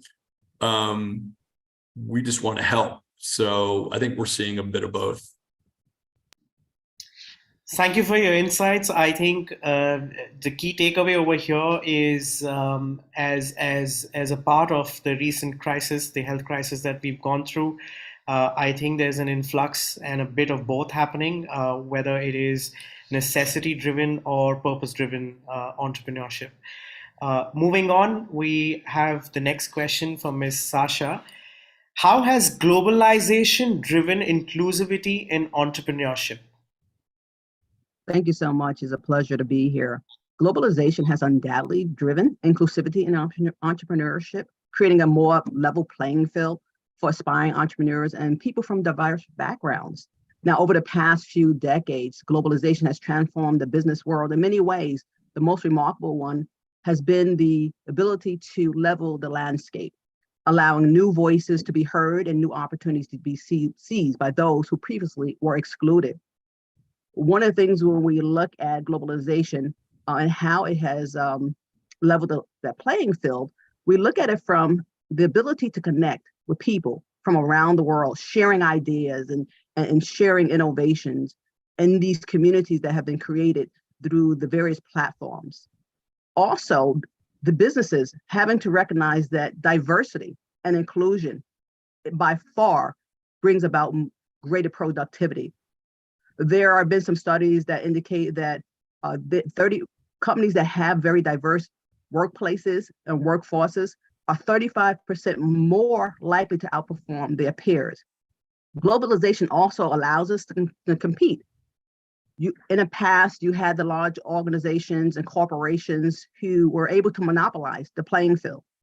But with global networks and with collaboration now, anybody can compete. The small business can compete with places like Amazon, not in terms of taking market share, but in terms of getting exposure. And so I really see globalization as the tool, as the gift that was given to society to allow people from all walks of life, people from emerging countries, women especially, have been able to benefit from it. Now, there's 4 key areas when you think about globalization and how it has made an impact. First, and I mentioned this earlier, when you talk, and I focus a lot on women and some on youth, but women have been able to connect and collaborate with women from around the world and share their ideas and share their resources. I spoke at a conference a couple of months ago, and I was talking about those organizations in the United States who have been able to reach across the globe and provide venture capital to emerging organizations that perhaps they would not have known about before. It has enabled women entrepreneurs to connect and collaborate. Now, according to the International Trade Center, women who participate in things like export markets tend to have larger, more diverse, and more prosperous businesses than those who just focus on a local level. Also, access to global markets and e-commerce platforms and social media has allowed women entrepreneurs and other marginalized groups to access global markets, reach customers and investors from anywhere in the world. Also, when you look at the venture capitalists, one of the things, when you look at the United States alone, from between 2012 and 2019, there has been an increase of 2.6% to 13%. Now, one of the things that I talk to organizations about that I think are so important, that these investments, without these global networks, without social media, without the internet, the mobile devices alone, a lot of these organizations, these grassroots organizations, these small businesses, these small communities, the emerging countries sometimes are left out and would not have had an opportunity to compete. But last but not least is this thing about innovation diversity. I think it's so important when you think about creative intelligence and you think about design thinking. Globalization has also expanded the pool of talent and ideas for innovation, bringing a wider range of perspectives and experiences from different cultures, ethnicities, and backgrounds. And so it's so important that we continue to see globalization not so much as a barrier, but as a gift to society to help those, especially women and marginalized groups, to level the playing field and have a part in growth. Thank you so much. I think the key insight that we are looking over here is in terms of, I don't think we can really draw a line to limit globalization. I think we are talking about delimiting globalization at the current times. And I think new normal has a lot of new questions and a lot of new avenues to be explored in terms of inclusivity for sure. And not only in gender inclusivity, but I think aloud, I think in terms of inclusivity across all sectors. Thank you very much for that. Up next, we have Mr. P.K. Gupta, and considering your tech background, I have a very interesting question here. Sure. Do you see a change in the way customer expectations are changing in the new normal technology-enabled services? Yes, I am seeing a big change as I work with a lot of customers and partners, especially after COVID. Things have changed a lot. A lot of mindset about people have changed since in March 2020. So many people have to overnight move from working in offices and in shops to working from home. So technology has come to the forefront of businesses. Earlier, businesses used to use technology as a secondary activity, but now technology is at the forefront of businesses and providing the competitive advantage and creating a lot of entrepreneurship in that. So it's like you either you adopt to this technology or you die. right? And customer seems to be now getting obsessed with the technology, especially if you look at what has happened in last 3-4 months with chat GPT. Like within 5 days, million users, and within January there were 100 million people signed up. And today I was reading that there is now Elon Musk and a couple of others have signed, they are signing a letter that for 6 months let's not do anything, because so much it has rapidly changed, and companies are really thinking, how do we adopt to this change? And not only just the AI area, but if you look at artificial, not just artificial analytics or edge or computer vision or 5G, these are all asking companies to rethink their strategy. And that's where I'm seeing that customers moving from traditional technologies to modern technologies, and some of the advanced, or I would say forthcoming companies, are calling themselves as future fit technology companies, where they are more adaptive, more creative, more resilient. So I'm seeing a huge change. At the same time, a lot of these customers are a little skeptical also. Quite a few of my customers, they keep asking, hey, who is the other person who has done it in this region, in this industry? Can you share the best practices? Can you share some of those use cases? What they are, so they want to learn. But I'm seeing, especially last 3 years, things have changed tremendously fast. Thank you so much. I think the key takeaway over here is change is constant, and adaptability is the new normal. And resilience for sure. And I think this goes back to the old saying where mathematicians never worried with the invention of calculators. So, why be worried at the current times? Moving on, we will move on to Dr. Alan Aarohan. Welcome, sir. The question to you is, what is your advice to Gen Z on shared leadership? And has the concept evolved over the past generations? Sir, you might want to unmute yourself, please.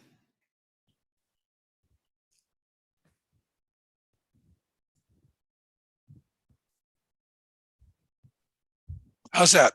Perfect. Good. So I unfortunately will go outside the boundaries of the question, although I will answer it because I want to make a couple of framework remarks, which I think affect all the comments. This is interesting because it's like a million fireflies going off in all directions at once. So we have lots of interesting things on the floor. First of all, the whole premise of a number of the questions, including right from the beginning with Professor Kotler, is that it's all about individuals making a difference, which is often true. And there's been some talk, especially from Ms. Butler, about ecosystem and what's going on around organizations. And I think that's an important framework for what we talk about. I'm going to just start with a quick story. When I knew that I was going to go to India for 2 years to help start IIM Ahmedabad, I thought I ought to learn something about India. So I took a course from a famous anthropologist, and it was an undergraduate course. I was a graduate student. And I went to see her and told her what was happening. And she said, okay, I'm going to give you a project different from the term paper everybody else is going to do. Here's a project from anthropology and sociology. There have been a lot of studies about migration, people moving from one city to another in India. And I'd like you to look at the question of whether they're pulled to move or pushed to move. And she gave me, I don't know, 25 or 30 studies from sociology and anthropology, not one of which used the same methodology as any other. They all had different assumptions behind the numbers, and I knew nothing about migration. So I had to dig in and did. And I worked very hard to get everything on a common basis, to translate square footage, square meters, costs, and so on, to get them common so I could compare. And lo and behold, at the end of a semester of working really hard, I had a big discovery. Half the people moved because they were pulled, and half the people moved because they were pushed. And it might well have been the same half in each case. You don't move if you aren't attracted to something, and you don't move if you aren't somehow a little unhappy with where you are. I think that early experience has shaped how I see the world. I don't think that there's ever one cause for much of any complex behavior. And certainly shared leadership, digital marketing, artificial intelligence are not uni-caused, and they're not uni-explained. It's one of the first things I always have tried to teach students, not to ever assume there's one cause for any complex behavior. So I say that to us as a panel, that yes, we need to look at what individuals do to be motivated for entrepreneurship and the skills they have that help them be effective. Although I have to tell you, in the history of entrepreneurship scholarship, there was a long period when traits were studied. What are the traits that lead to entrepreneurship? And guess what? All the studies determined that there was no single set of traits. Entrepreneurs could be very different from one another and still be effective entrepreneurs. So it's important to look at the complexities and not make simple assumptions that if we just change one thing, everything else will change. People need to be in some state of unrest, some willingness to live with the uncertainty of starting something new or continuing something in a new way. But they also need to be in a context that encourages them to have a try at something different and new. And I've had the benefit of growing up in Cleveland, Michael. So I know a lot about that in a small business, and living in Boston and San Francisco for the rest of my life. So I've had a taste of the other side. And teaching at a school which is known for entrepreneurship. Babson College keeps getting named #1 in entrepreneurship, both undergraduate and graduate. And we think we know something about how to train entrepreneurs, but it starts with what's inside and it's shaped by what's outside. Is there a context that supports it, or does it get turned off? And we can compare cultures, countries on that basis. So pardon my going large and answering a bigger question now fast on the shared leadership thing. I wrote about shared leadership 30 years ago, and nobody had heard of it. Nobody did it. And managers in all kinds of companies would say, we'd developed a training program, would say, well, this sounds kind of interesting, but will my boss ever accept it? And what do you really mean by it? And my co-author and I, David Bradford, who's teaching at Stanford, what we determined was that shared leadership meant something that most people didn't mean by it. It wasn't dividing up the duties, you do half and I'll do half, and we'll meet a couple times a year and compare notes. In my view, shared leadership is about jointly doing the role of the designated leader, where each of you can make any decision, where you make the hardest decisions together and with the people who work for you or with you, so that people in the organization get involved in even the delicate things like, what people should be paid, like who gets praised for what they've done and who doesn't, like helping set strategy, and so on. And I think there's now plenty of evidence that in organizations that are able to do that, they're much more effective, in the same way that inclusionary organizations are more effective. You get more voices, you get more range of view, you get fair fighting, the willingness to argue with each other and then commit to whatever's decided. And that is getting to be asked for by many people in the younger generations.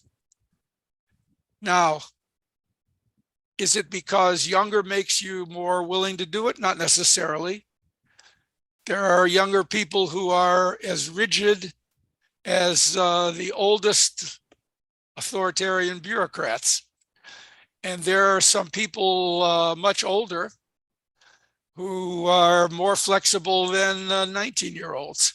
So again, the category doesn't determine it permanently, although there can be crossed curves tendencies. And maybe that's enough for now. I'll stop. Thank you, Dr. Cohen. I think that makes a lot of sense. The first bit, just talking about multiple factors and variables that are held responsible for any kind of change. And as an example, which you mentioned about migration.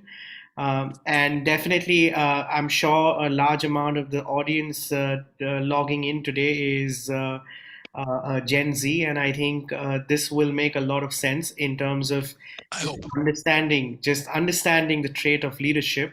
And of course, 30 years ago and what is today and what is yet to come 30 years ahead of now.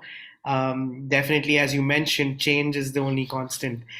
So moving on, we have Mr. Tushar Patel. The question for you is, how has social media changed the MBA perspective? Thank you so much for your question, Professor Kashyap. And first of all, I'm very glad to know that Dr. Cohen has visited IIM Ahmedabad. So it's so I'm very glad to know that. So yeah, more today, than 2 years. For 2 years, oh great. Yeah. So yeah, today our communication is shaped by various social media channels like Facebook, Twitter, LinkedIn, Snapchat, YouTube, and whatnot. And social media has a very big role to play. So if you see today, most of the B schools, they have their own official social media channels wherein they keep on sharing various information like upcoming deadlines, webinars, and whatnot. And I guess students are more aware about the program. So, before joining any B schools, they do a proper research, whether they should join that particular school or not. They form various WhatsApp groups as well, right?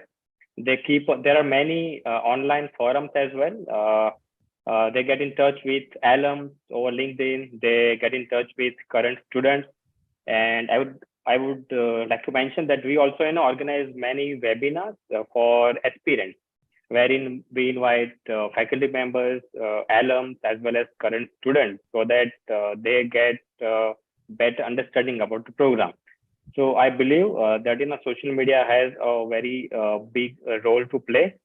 Yeah, thank you. If I can support that, yeah, sure. we ran a hybrid MBA for a long time, part face-to-face, part online. And we do team-based education. Students work in teams, they discuss cases and so on. Yeah. And we used to have a very elaborate process to form groups to try to get them to be balanced and heterogeneous. What we found when we had 35-year-olds in our hybrid MBA, before the program started, they had found each other, formed groups. Absolutely. I mean, that's just what they know how to do. And so they do it. Thank you, Dr. Cohen. And I would like to mention that, IIM Ahmedabad was initially mentored by Harvard Business School. And we also follow case-based pedagogy because, you can experience the live situation, what is going on in the corporate. So, yeah. Thank you so much for bringing in that insight, and it's definitely true. As we just touched upon technology, and I think, and also it sinks in very well with the whole concept of globalization and inclusivity. I think social media and the digital world is here to stay, and it is definitely here to get us more connected rather than disconnected. Moving on to Mr. David Weir. The question for you is, what are your views on the transformation of risk management in context to rapid technological advances like AI, ML, and big data? Mr. Weir, I think you would want to unmute yourself, please. I've unmuted myself. Can you guys hear me now? Perfect. Well, you missed the best bit. I was just saying it's a pleasure to be invited here and to be on such a good-looking and very wise panel. So I hope what I say won't detract from that. I'm not going to be able to answer that question, I think. I think it's a tough question. I think it's a very tough question because we've made it spectacularly tough for young entrepreneurs by some of the rubbish we teach in big business schools. And one of the rubbish things we teach is we kind of try to get over the idea that it can be easy if you just do this and that and the other. And it's not easy. I think that's the first thing to tell people who want to be entrepreneurs. Yes, I did all the things you said about me, Chair, but I also started a small business and we made some money and we had a chance to sell out. And guess what we did? We had a plan, a 5-year plan and a 10-year plan, and we didn't sell out then. Guess what happened? My partner got her neck broken in a car crash, and she was the life and soul of the business. There were 4 of us in it, and we struggled through 2 more years, and we finally sold out for the value of the premises we were inhabiting. So don't be deceived. My first message to students is don't be deceived by business school profs who make it sound as though it's going to be a lot of fun. It isn't. It's going to be really, really hard work. And if you're not up for it, don't do it. Don't start it. If you're not up for working hard and maybe getting divorced before you think you ought to, before the business school plan says you ought to be thinking about getting divorced here, you really have taken on something. Second thing, and it was Dr. Sasha who said this, if you're not passionate about it, don't do it. Don't do it. You've got to be able to walk and talk your own business. And there are risks in that. One of the big risks is you miss a lot of other stuff. And one of you guys just said multidisciplinary is the thing. Yes, that's true. We were working the company that I was talking about, small company, was a mom and pop shop. We had a terrific business idea and we knew a lot about selling it. Trouble was we knew absolutely zilch about making it, and we were offering to make perfumes off bookshop recipes, and we did it. We beat that, and by the start of our second trading year we were selling a whole different range of products. So my second thought about the risk factor is you've got to risk being wrong, being very wrong, because you knew you were right about your first business proposition. The trouble is the market didn't think so, and the environment didn't think so. And after about 1.5 years, your bank manager definitely doesn't think so. And he's going to call you in for a little chat. And I remember the first time I was called in by the very good, smart, very local bank, who lent us more money than we needed. Fortunately, we hadn't used all of it, so we kept some in the bank. And he just sat me down. He said, a cup of coffee's coming. He said, let's start. He said, it hasn't worked out, has it? And I said, well, what aspect? He said, your business. he said, you sent me the accounts. You didn't have to. He said, but I can see that what you proposed to do hasn't been working. And I said, well, it's good to talk to you. And we started talking about where we needed to go from that new perspective. I'm going to finish with a very short, snappy thing that I use all the time with starters out and CEOs, because it's a very good reminder for the CEO that I think encapsulates that stuff. But first of all, I'll ask a question to our distinguished panel. Do any of you play tennis? You don't play tennis? You play tennis. Okay, Sasha, you're going to know the answer. Who was the first male person of color to win men's Wimbledon?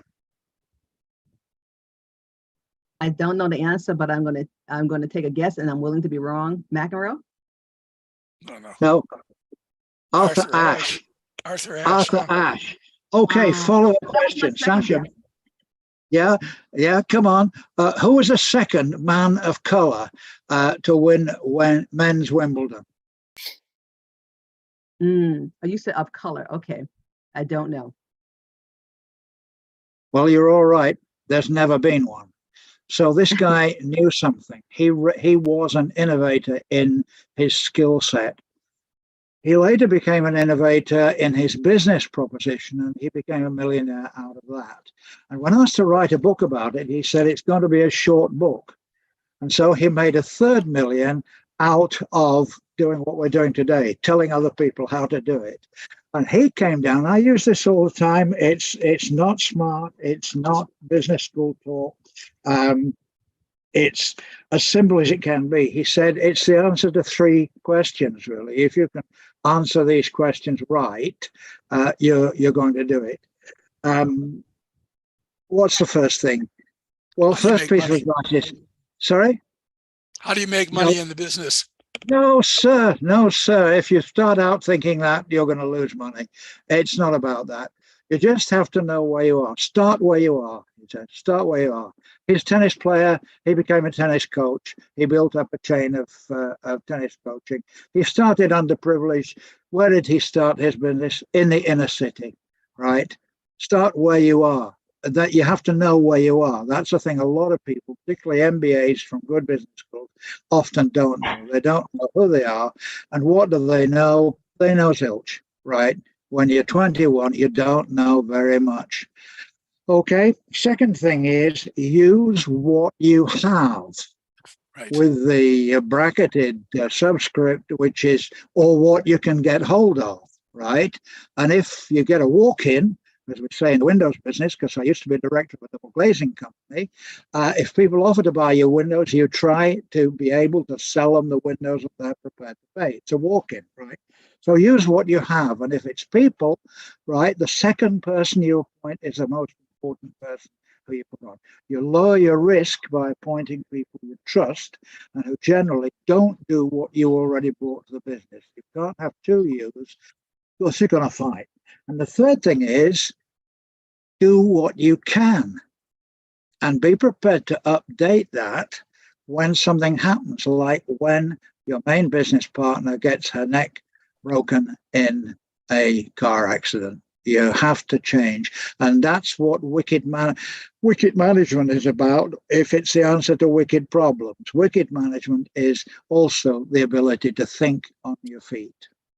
I don't know if that answers the question, but I think if people can do that, they're going to be perhaps more conservative and more risk averse than the textbook says they should be. Because if there was going to be a 4th rule from Arthur Ashe, I would think it was going to be keep what you've got. Don't lose what you already made. Absolutely. Hope that's helpful. Absolutely. I think Dr. Aarohan has something. Yes, I'd like to mention the work of Saras Sarasvati, who is a brilliant entrepreneurship professor at the Darden School. She actually looked at what successful entrepreneurs did and thought about as they were doing entrepreneurship, unlike all the others who studied after the fact. she'd give them a problem, an entrepreneurial problem, and get them to talk out loud as they solve the problem. And she ended up with essentially the same 3 ideas you might like to know about. Stick to what you know, use what you've got, and build trust among the people who are playing. So you might like to look up her work. She has a very ungainly name for it, but it's worth reading what she has to say. Very smart. I think that just makes a lot of sense. To summarize everything over here, I think the bottom line is do what you know and don't do what you don't know. In a nutshell, in terms but of be prepared to learn what you don't know if you need to. Exactly. So thinking about the future, I think that's the most important thing. So following up on the same topic, the next question I have up over here, and just keeping a quick time check, we have exactly about 5 to 6 minutes to go, and we'll keep it very short in this segment of our discussion. This question is for Mr. Goldberg once again. According to you, what is the purpose of business in the new normal? Ditty, all these good questions that you need succinct answers for.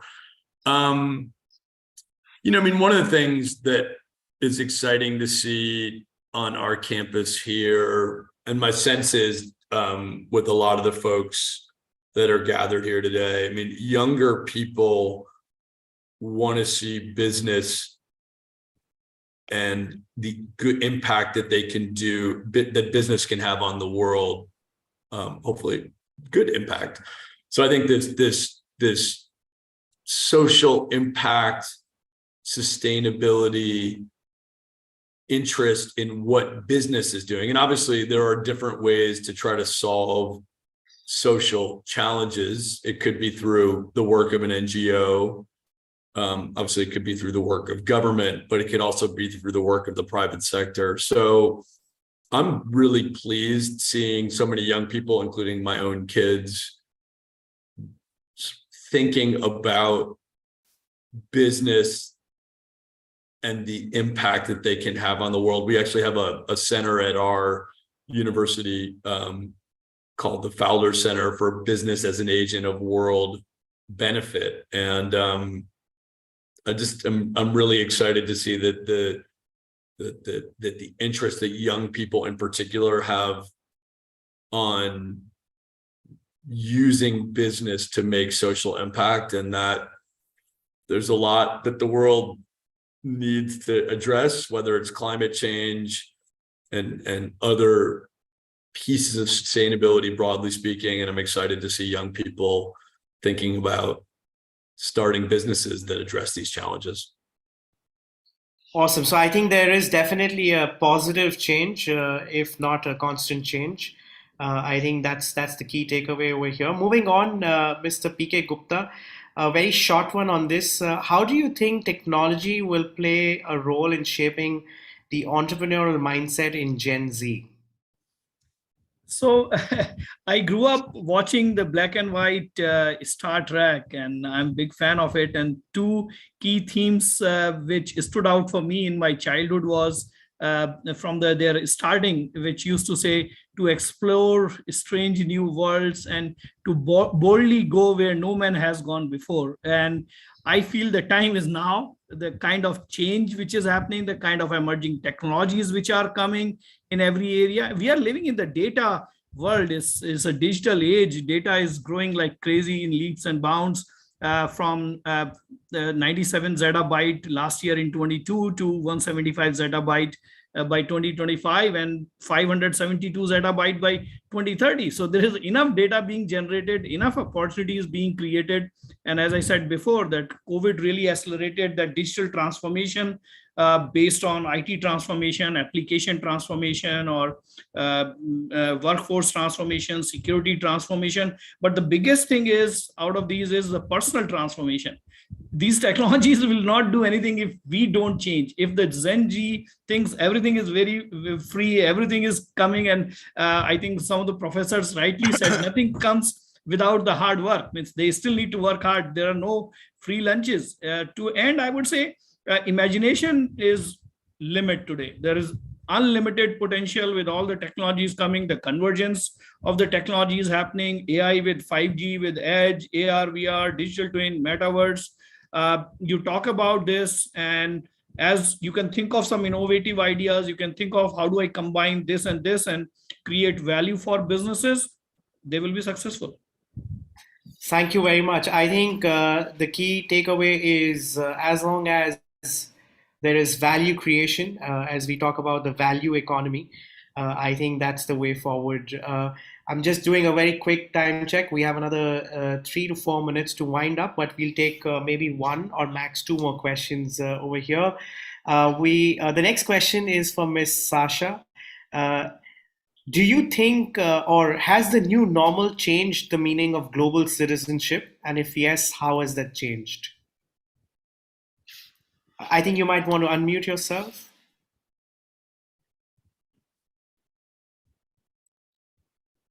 So the answer to that is both yes and no. As we understand global citizenship referring to a responsibility for creating a more peaceful, just, and sustainable world. So it hasn't really changed it, but what it has done, it has highlighted the need for us to be more aware of what goes on in the world, right? In terms of poverty, climate, and inequality, and that need for solidarity and more concern for the well-being of others, regardless of their nationality or geographic location. That was so true when you look back at February 2020, and then I think it was May 2020 when you had the death of Ahmaud Arbery, and then you had George Floyd. It impacted the world, right? And how did the pandemic do that? Because we were all home and because we were all tuned in to media, it brought about a greater awareness. Now, from the standpoint of it being a new normal, yes, because it has really highlighted, it has challenged institutions of higher education, it has challenged states and local governments, as well as countries, to take a look at it. Now, the challenge there, though, is when you look at different countries approach this new normal or approach global citizenship differently. The United States does it through the State Department, and they have programs to focus on what's going on around the world and getting a better understanding of diverse cultures. Whereas you have organizations like, you have countries like Japan, India, where I know you have an initiative where it needs to be really integrated into the educational system. That's not quite so in the United States. We're beginning to move in that direction. It is also important for us to know, while we consider global citizenship and while we begin to have more awareness of it, there's still some criticism across the board, right? In the United States and around the world. Some of us are not really taking a step forward to support climate change or to deal with the issue of poverty and inequality. Some countries and some communities are doing it better than we are. And so I think it's so important that we understand that it's not anything new, but it has been highlighted. And one of the things that, and I'll close with this, one of the ways that we can address it where we can all be on the same page, and this is something that I like to do with organizations, is to look at it from the standpoint of the SDGs, the Sustainable Development Goals, and understanding is not a destination, but is a call to action for innovation. And if we take those 17 goals and we begin to think about it in terms of creativity and innovation and how we can begin to solve those locally and then internationally, then we can continue to make a difference. But no, it's not a new normal. It's sort of a shift. Now, some of the things that we have in place will remain and some will fade away. One of those things that we know will be like work from home. That has changed the landscape, and that will impact some people socially as well as economically. And so we need to continue to not see it as something new, but something that needs to continue to be highlighted and something that needs to continue to be put in front of the world so that we can work together and continue to collaborate and do it from a business standpoint. How can we come up with solutions to these problems economically, socially? Thank you so much.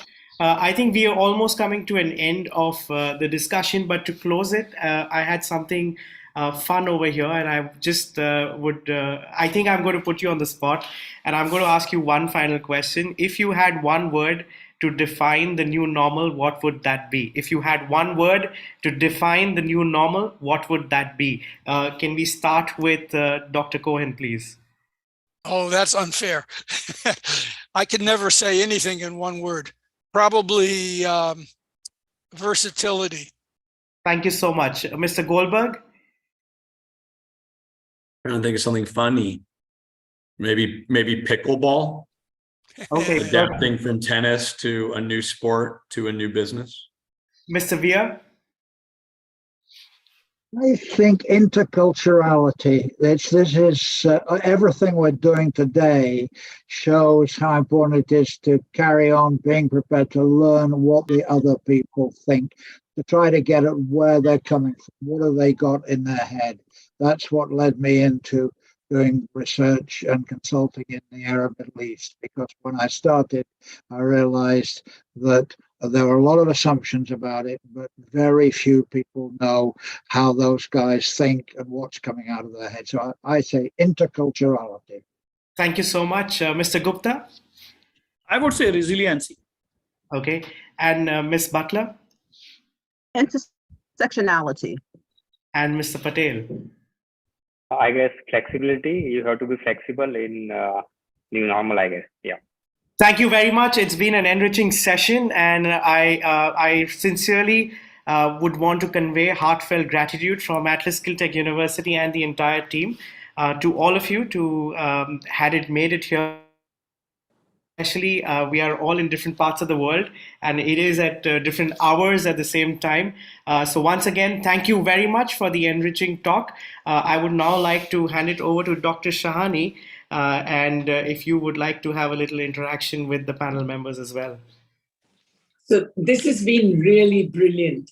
Every word I've been actually glued into the screen, and I really don't know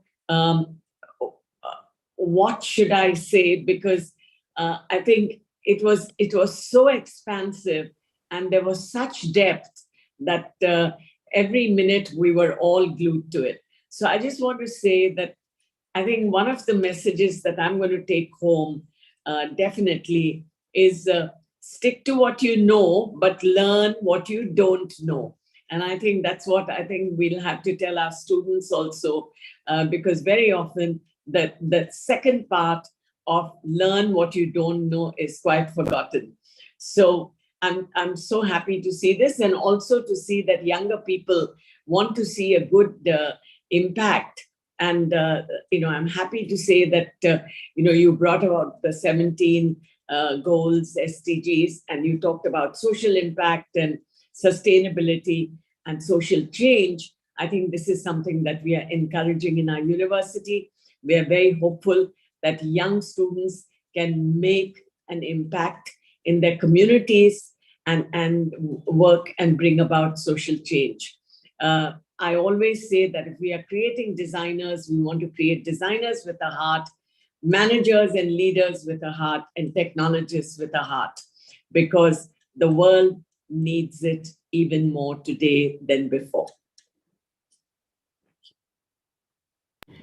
Thank you so much. I would now like to request our panel members if you can stay back for the valedictorian ceremony, and also there are a couple of awards that we are going to give away for the summit presentation, for the track presentations.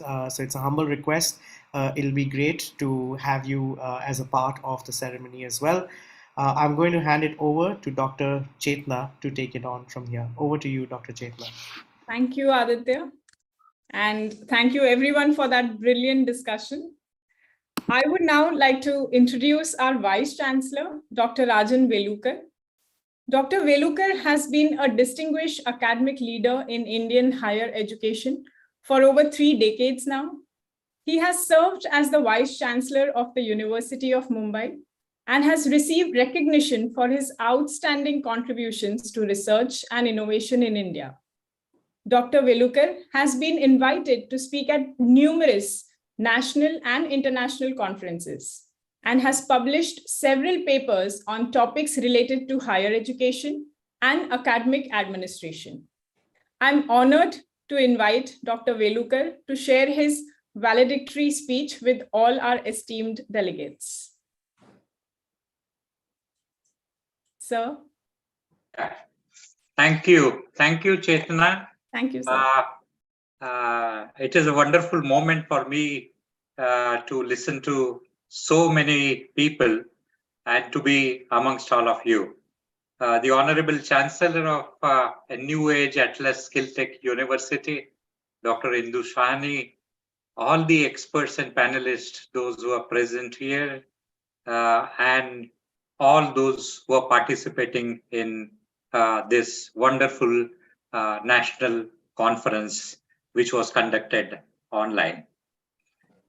My dear participants, it gives me a great pleasure to welcome you all to the valedictory ceremony of this Global Entrepreneurship and Management Summit, Aarohan 2023. Aarohan, meaning in English, is climbing. And I'm sure with this 6 days, whatever knowledge and wisdom all the participants have got, you're going to climb in your life with the wisdom which has been shared with all of you by all the esteemed panelists, including Dr. Philip Kotler. I was listening to him. It was a wonderful, I would say, a gift which I have got through this international conference. Friends, today, I don't say that it is a new normal.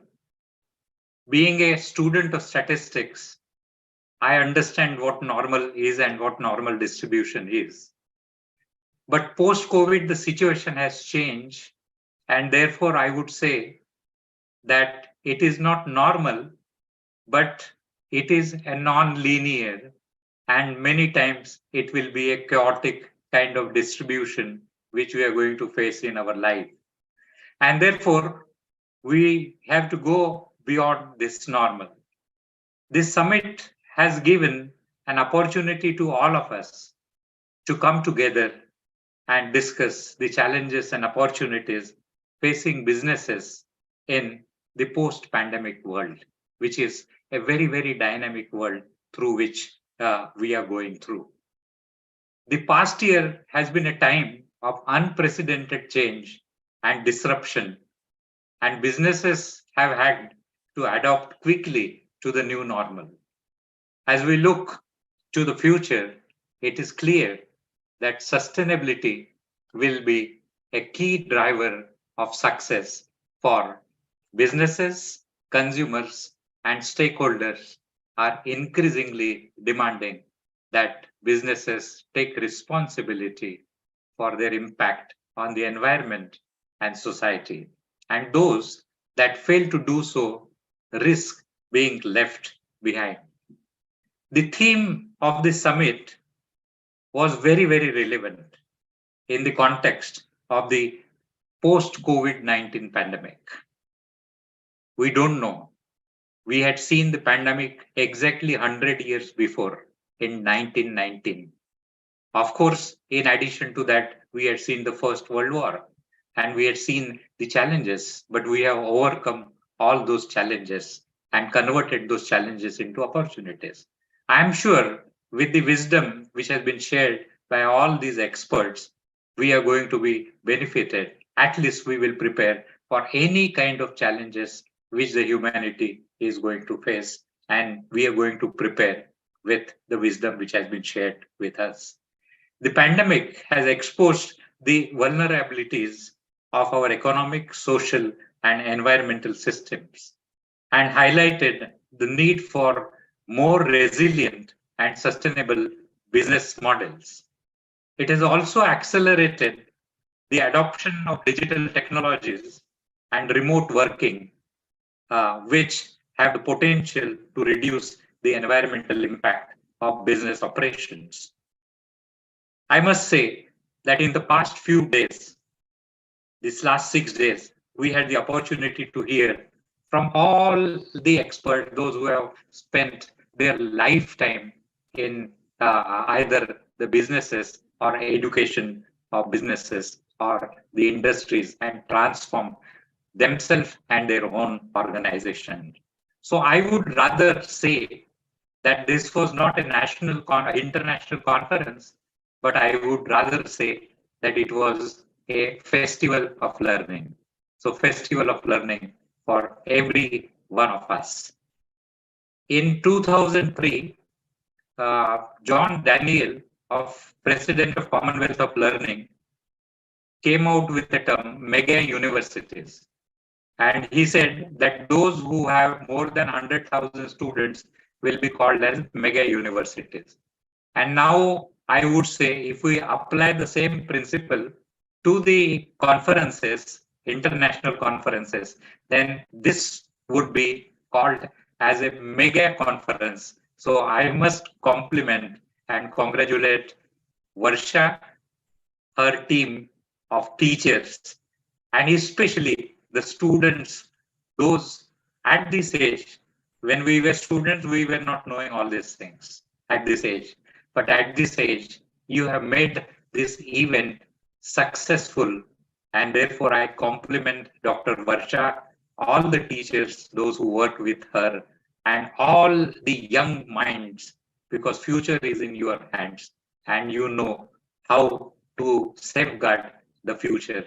You have learned through all these exercises. My congratulations to all of you. And of course, to the Atlas Skill Tech University, which has given a platform to every one of us, including me, to share our thoughts, to learn from this network which has been created through this international conference. My best wishes to all the participants, and once again, congratulations to each one of you, and thanks to all the panelists, those who have given their precious time for our New Age Skill Tech University in Mumbai. Thank you very much. Thank you very much, sir, for those kind and enlightening words. I would now like to invite beloved Professor Hina Thakkar, the Pro Vice Chancellor of our university, for announcing the winners of the Best Paper Award. Thank you, Chetna. Thank you, ma'am. At the outset, let me congratulate every single paper presenter. Some outstanding papers were presented over the last weekend. To give you some statistics, the total number of papers received were 255, of which 165 papers were shortlisted for presentations. Over the last Saturday and Sunday, there were close to 80 papers presented on each day and judged by the panelists from across universities of India and from the globe. There were 4 tracks under which the papers were invited. The largest track that saw contribution of close to 83 papers was the general management track. The second largest was the track on finance, and marketing and human resource management were the 2 tracks that saw an equal number of papers being presented, with 24 in each of the tracks. The winners of the tracks today, of the presentations today, please note you have been chosen as the best papers from amongst 165 papers that were judged. May we have the slides on the winners?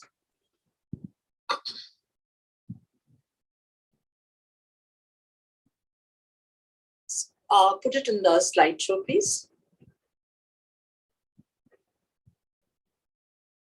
Okay, the third, we will begin with the general management track, where the third prize goes to the paper that was presented on challenges of ethical issues in the digital era to Dr. Nandita Sharma from the University of the People, California, USA. Congratulations, Dr. Nandita Sharma. The second prize was awarded to a paper titled Promoting Multiculturalism and Cultural Diversity in the Workplace, presented by Akriti Kumari and Nasif Ahmed from the University of International Business and Economics. Sorry, it's China. And Beijing, China. I could not read that. There was a black bar on that, sorry. The first prize in the general management track goes to the paper titled Holistic Education in Primary Education Sector with reference to Government Higher Primary School, Melapura in Bengaluru, a case study to Prajwala, Professor Anita B.M. De Silva from the RV Institute of Management, Bengaluru, India. Congratulations, Professor Anita.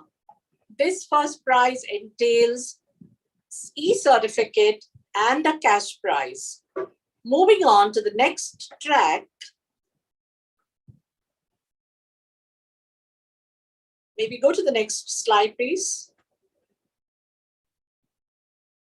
In the finance track, the third prize is going to the paper titled The Aftermath of the FTX Cryptocurrency Exchange Collapse to Vijaya Kittumanda and Anuradha Yadav, Dayanand Sagar College of Engineering, Bangalore, India. Congratulations. The second prize in the finance track goes to a paper titled Revolutionizing Banking Through Digital Innovation to Abdul Razak KP and Dr. Jayarajan TK. They are both from Kannur, Kerala, Kannur University. And the first prize in the finance track goes to a theoretical study on psychometric review of financial risk tolerance of the investors. The authors of the paper are Hira B. Sanjay and Dr. Batani Raghavendra Rao from the Jain University's CMS Business School, Bangalore. Congratulations, Dr. Hira and Dr. Batani. Moving on to the next track, on human resource management, the third prize goes to the paper titled A Study on Emotional Intelligence and Its Role in Employee Selection, the HR Perspective. The author is Trapti Tak from Vivekanand Global University, Jaipur, Rajasthan. The second prize goes to the paper titled Education and Employability, Issues and Challenges for Inclusive and Sustainable Growth to Dr. Saurabh Gupta, who's a professor at Kanpur Institute of Management Studies, Lucknow, Uttar Pradesh. And the first prize, if I may remind, which entails the cash prize and e-certification, goes to the paper titled Herzberg's Two-Factor Theory and Job Satisfaction among Employees of the Department of Environment and Natural Resources. Eleanor Amil is the author from Mindanao State University, Philippines. Congratulations, Eleanor.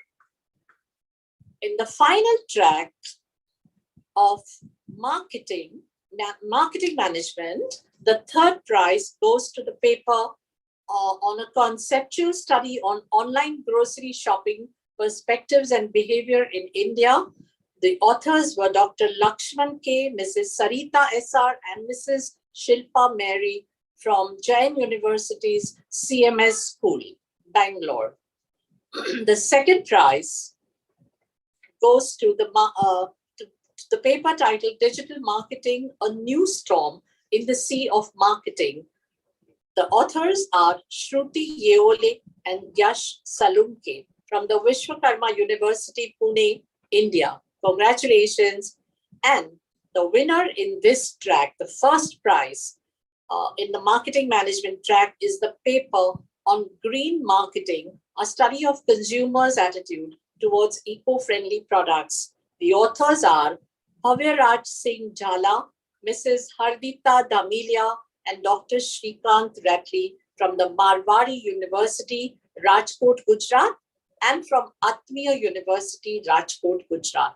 Congratulations to the authors.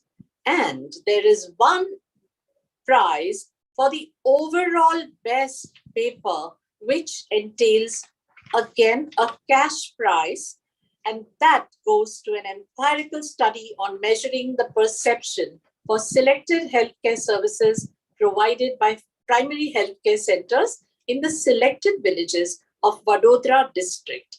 The author is Bhumit Shah from the Maharaja Sayajirao University of Baroda, Gujarat. Many congratulations, Dr. Bhumit Shah. And this brings us to the end of the award ceremony. We hope to see all these scholars in Aarohan 2.0 with equal amount of enthusiasm. Thank you. Thank you, ma'am, for doing the honors. Pleasure.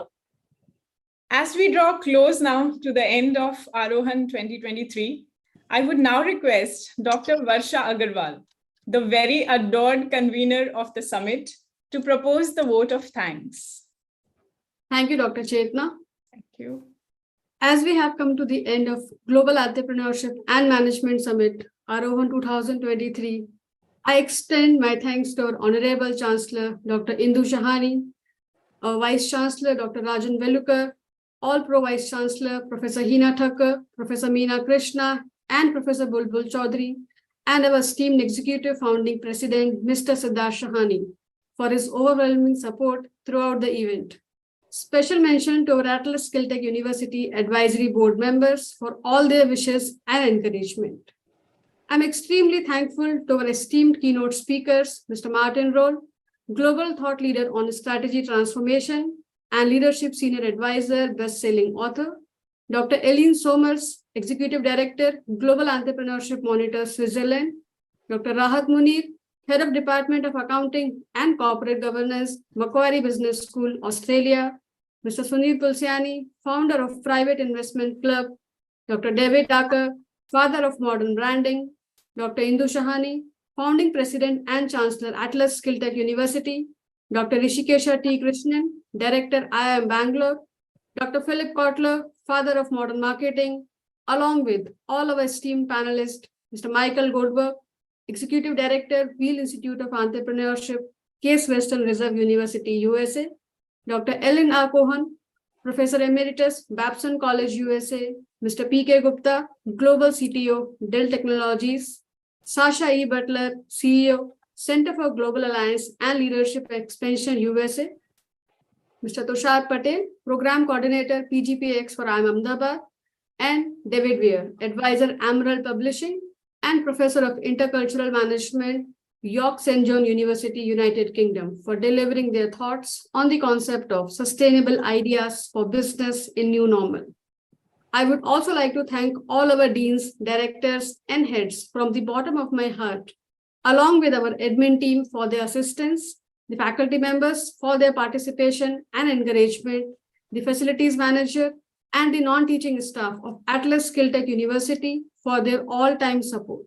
A special thanks goes to Mr. Imran Kapadia, our Chief Digital Officer, Ms. Isha Patel, Director Brand and Communications, and their team members, Mr. Tanuj Khatu, Mariam Merchant, Sagar, Neelam, Trapti Karwade, and the entire digital marketing team, along with our anchors, Mr. Manthan Gala, Professor Aditya Kashyap, and Dr. Chetna Asbe, and all SRDC coordinators, Het Mehta and Keshav Nagpal, along with the entire SRDC team for their immense efforts and support for the event.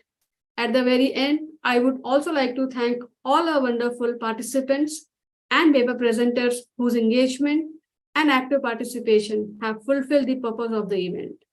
Hope this experience of knowledge sharing continues in the future as well. And we promise to you that we will continue the legacy of knowledge sharing in future as well, for lots more to bring to you. Have a great evening and namaste. Thank you. Thank you, Dr. Agarwal. Before we close the curtains on this very engaging summit, I'm delighted to take this opportunity to thank our amazing audience for giving us your precious time and making this event a huge success. Farewell and see you all soon at our next summit. Thank you.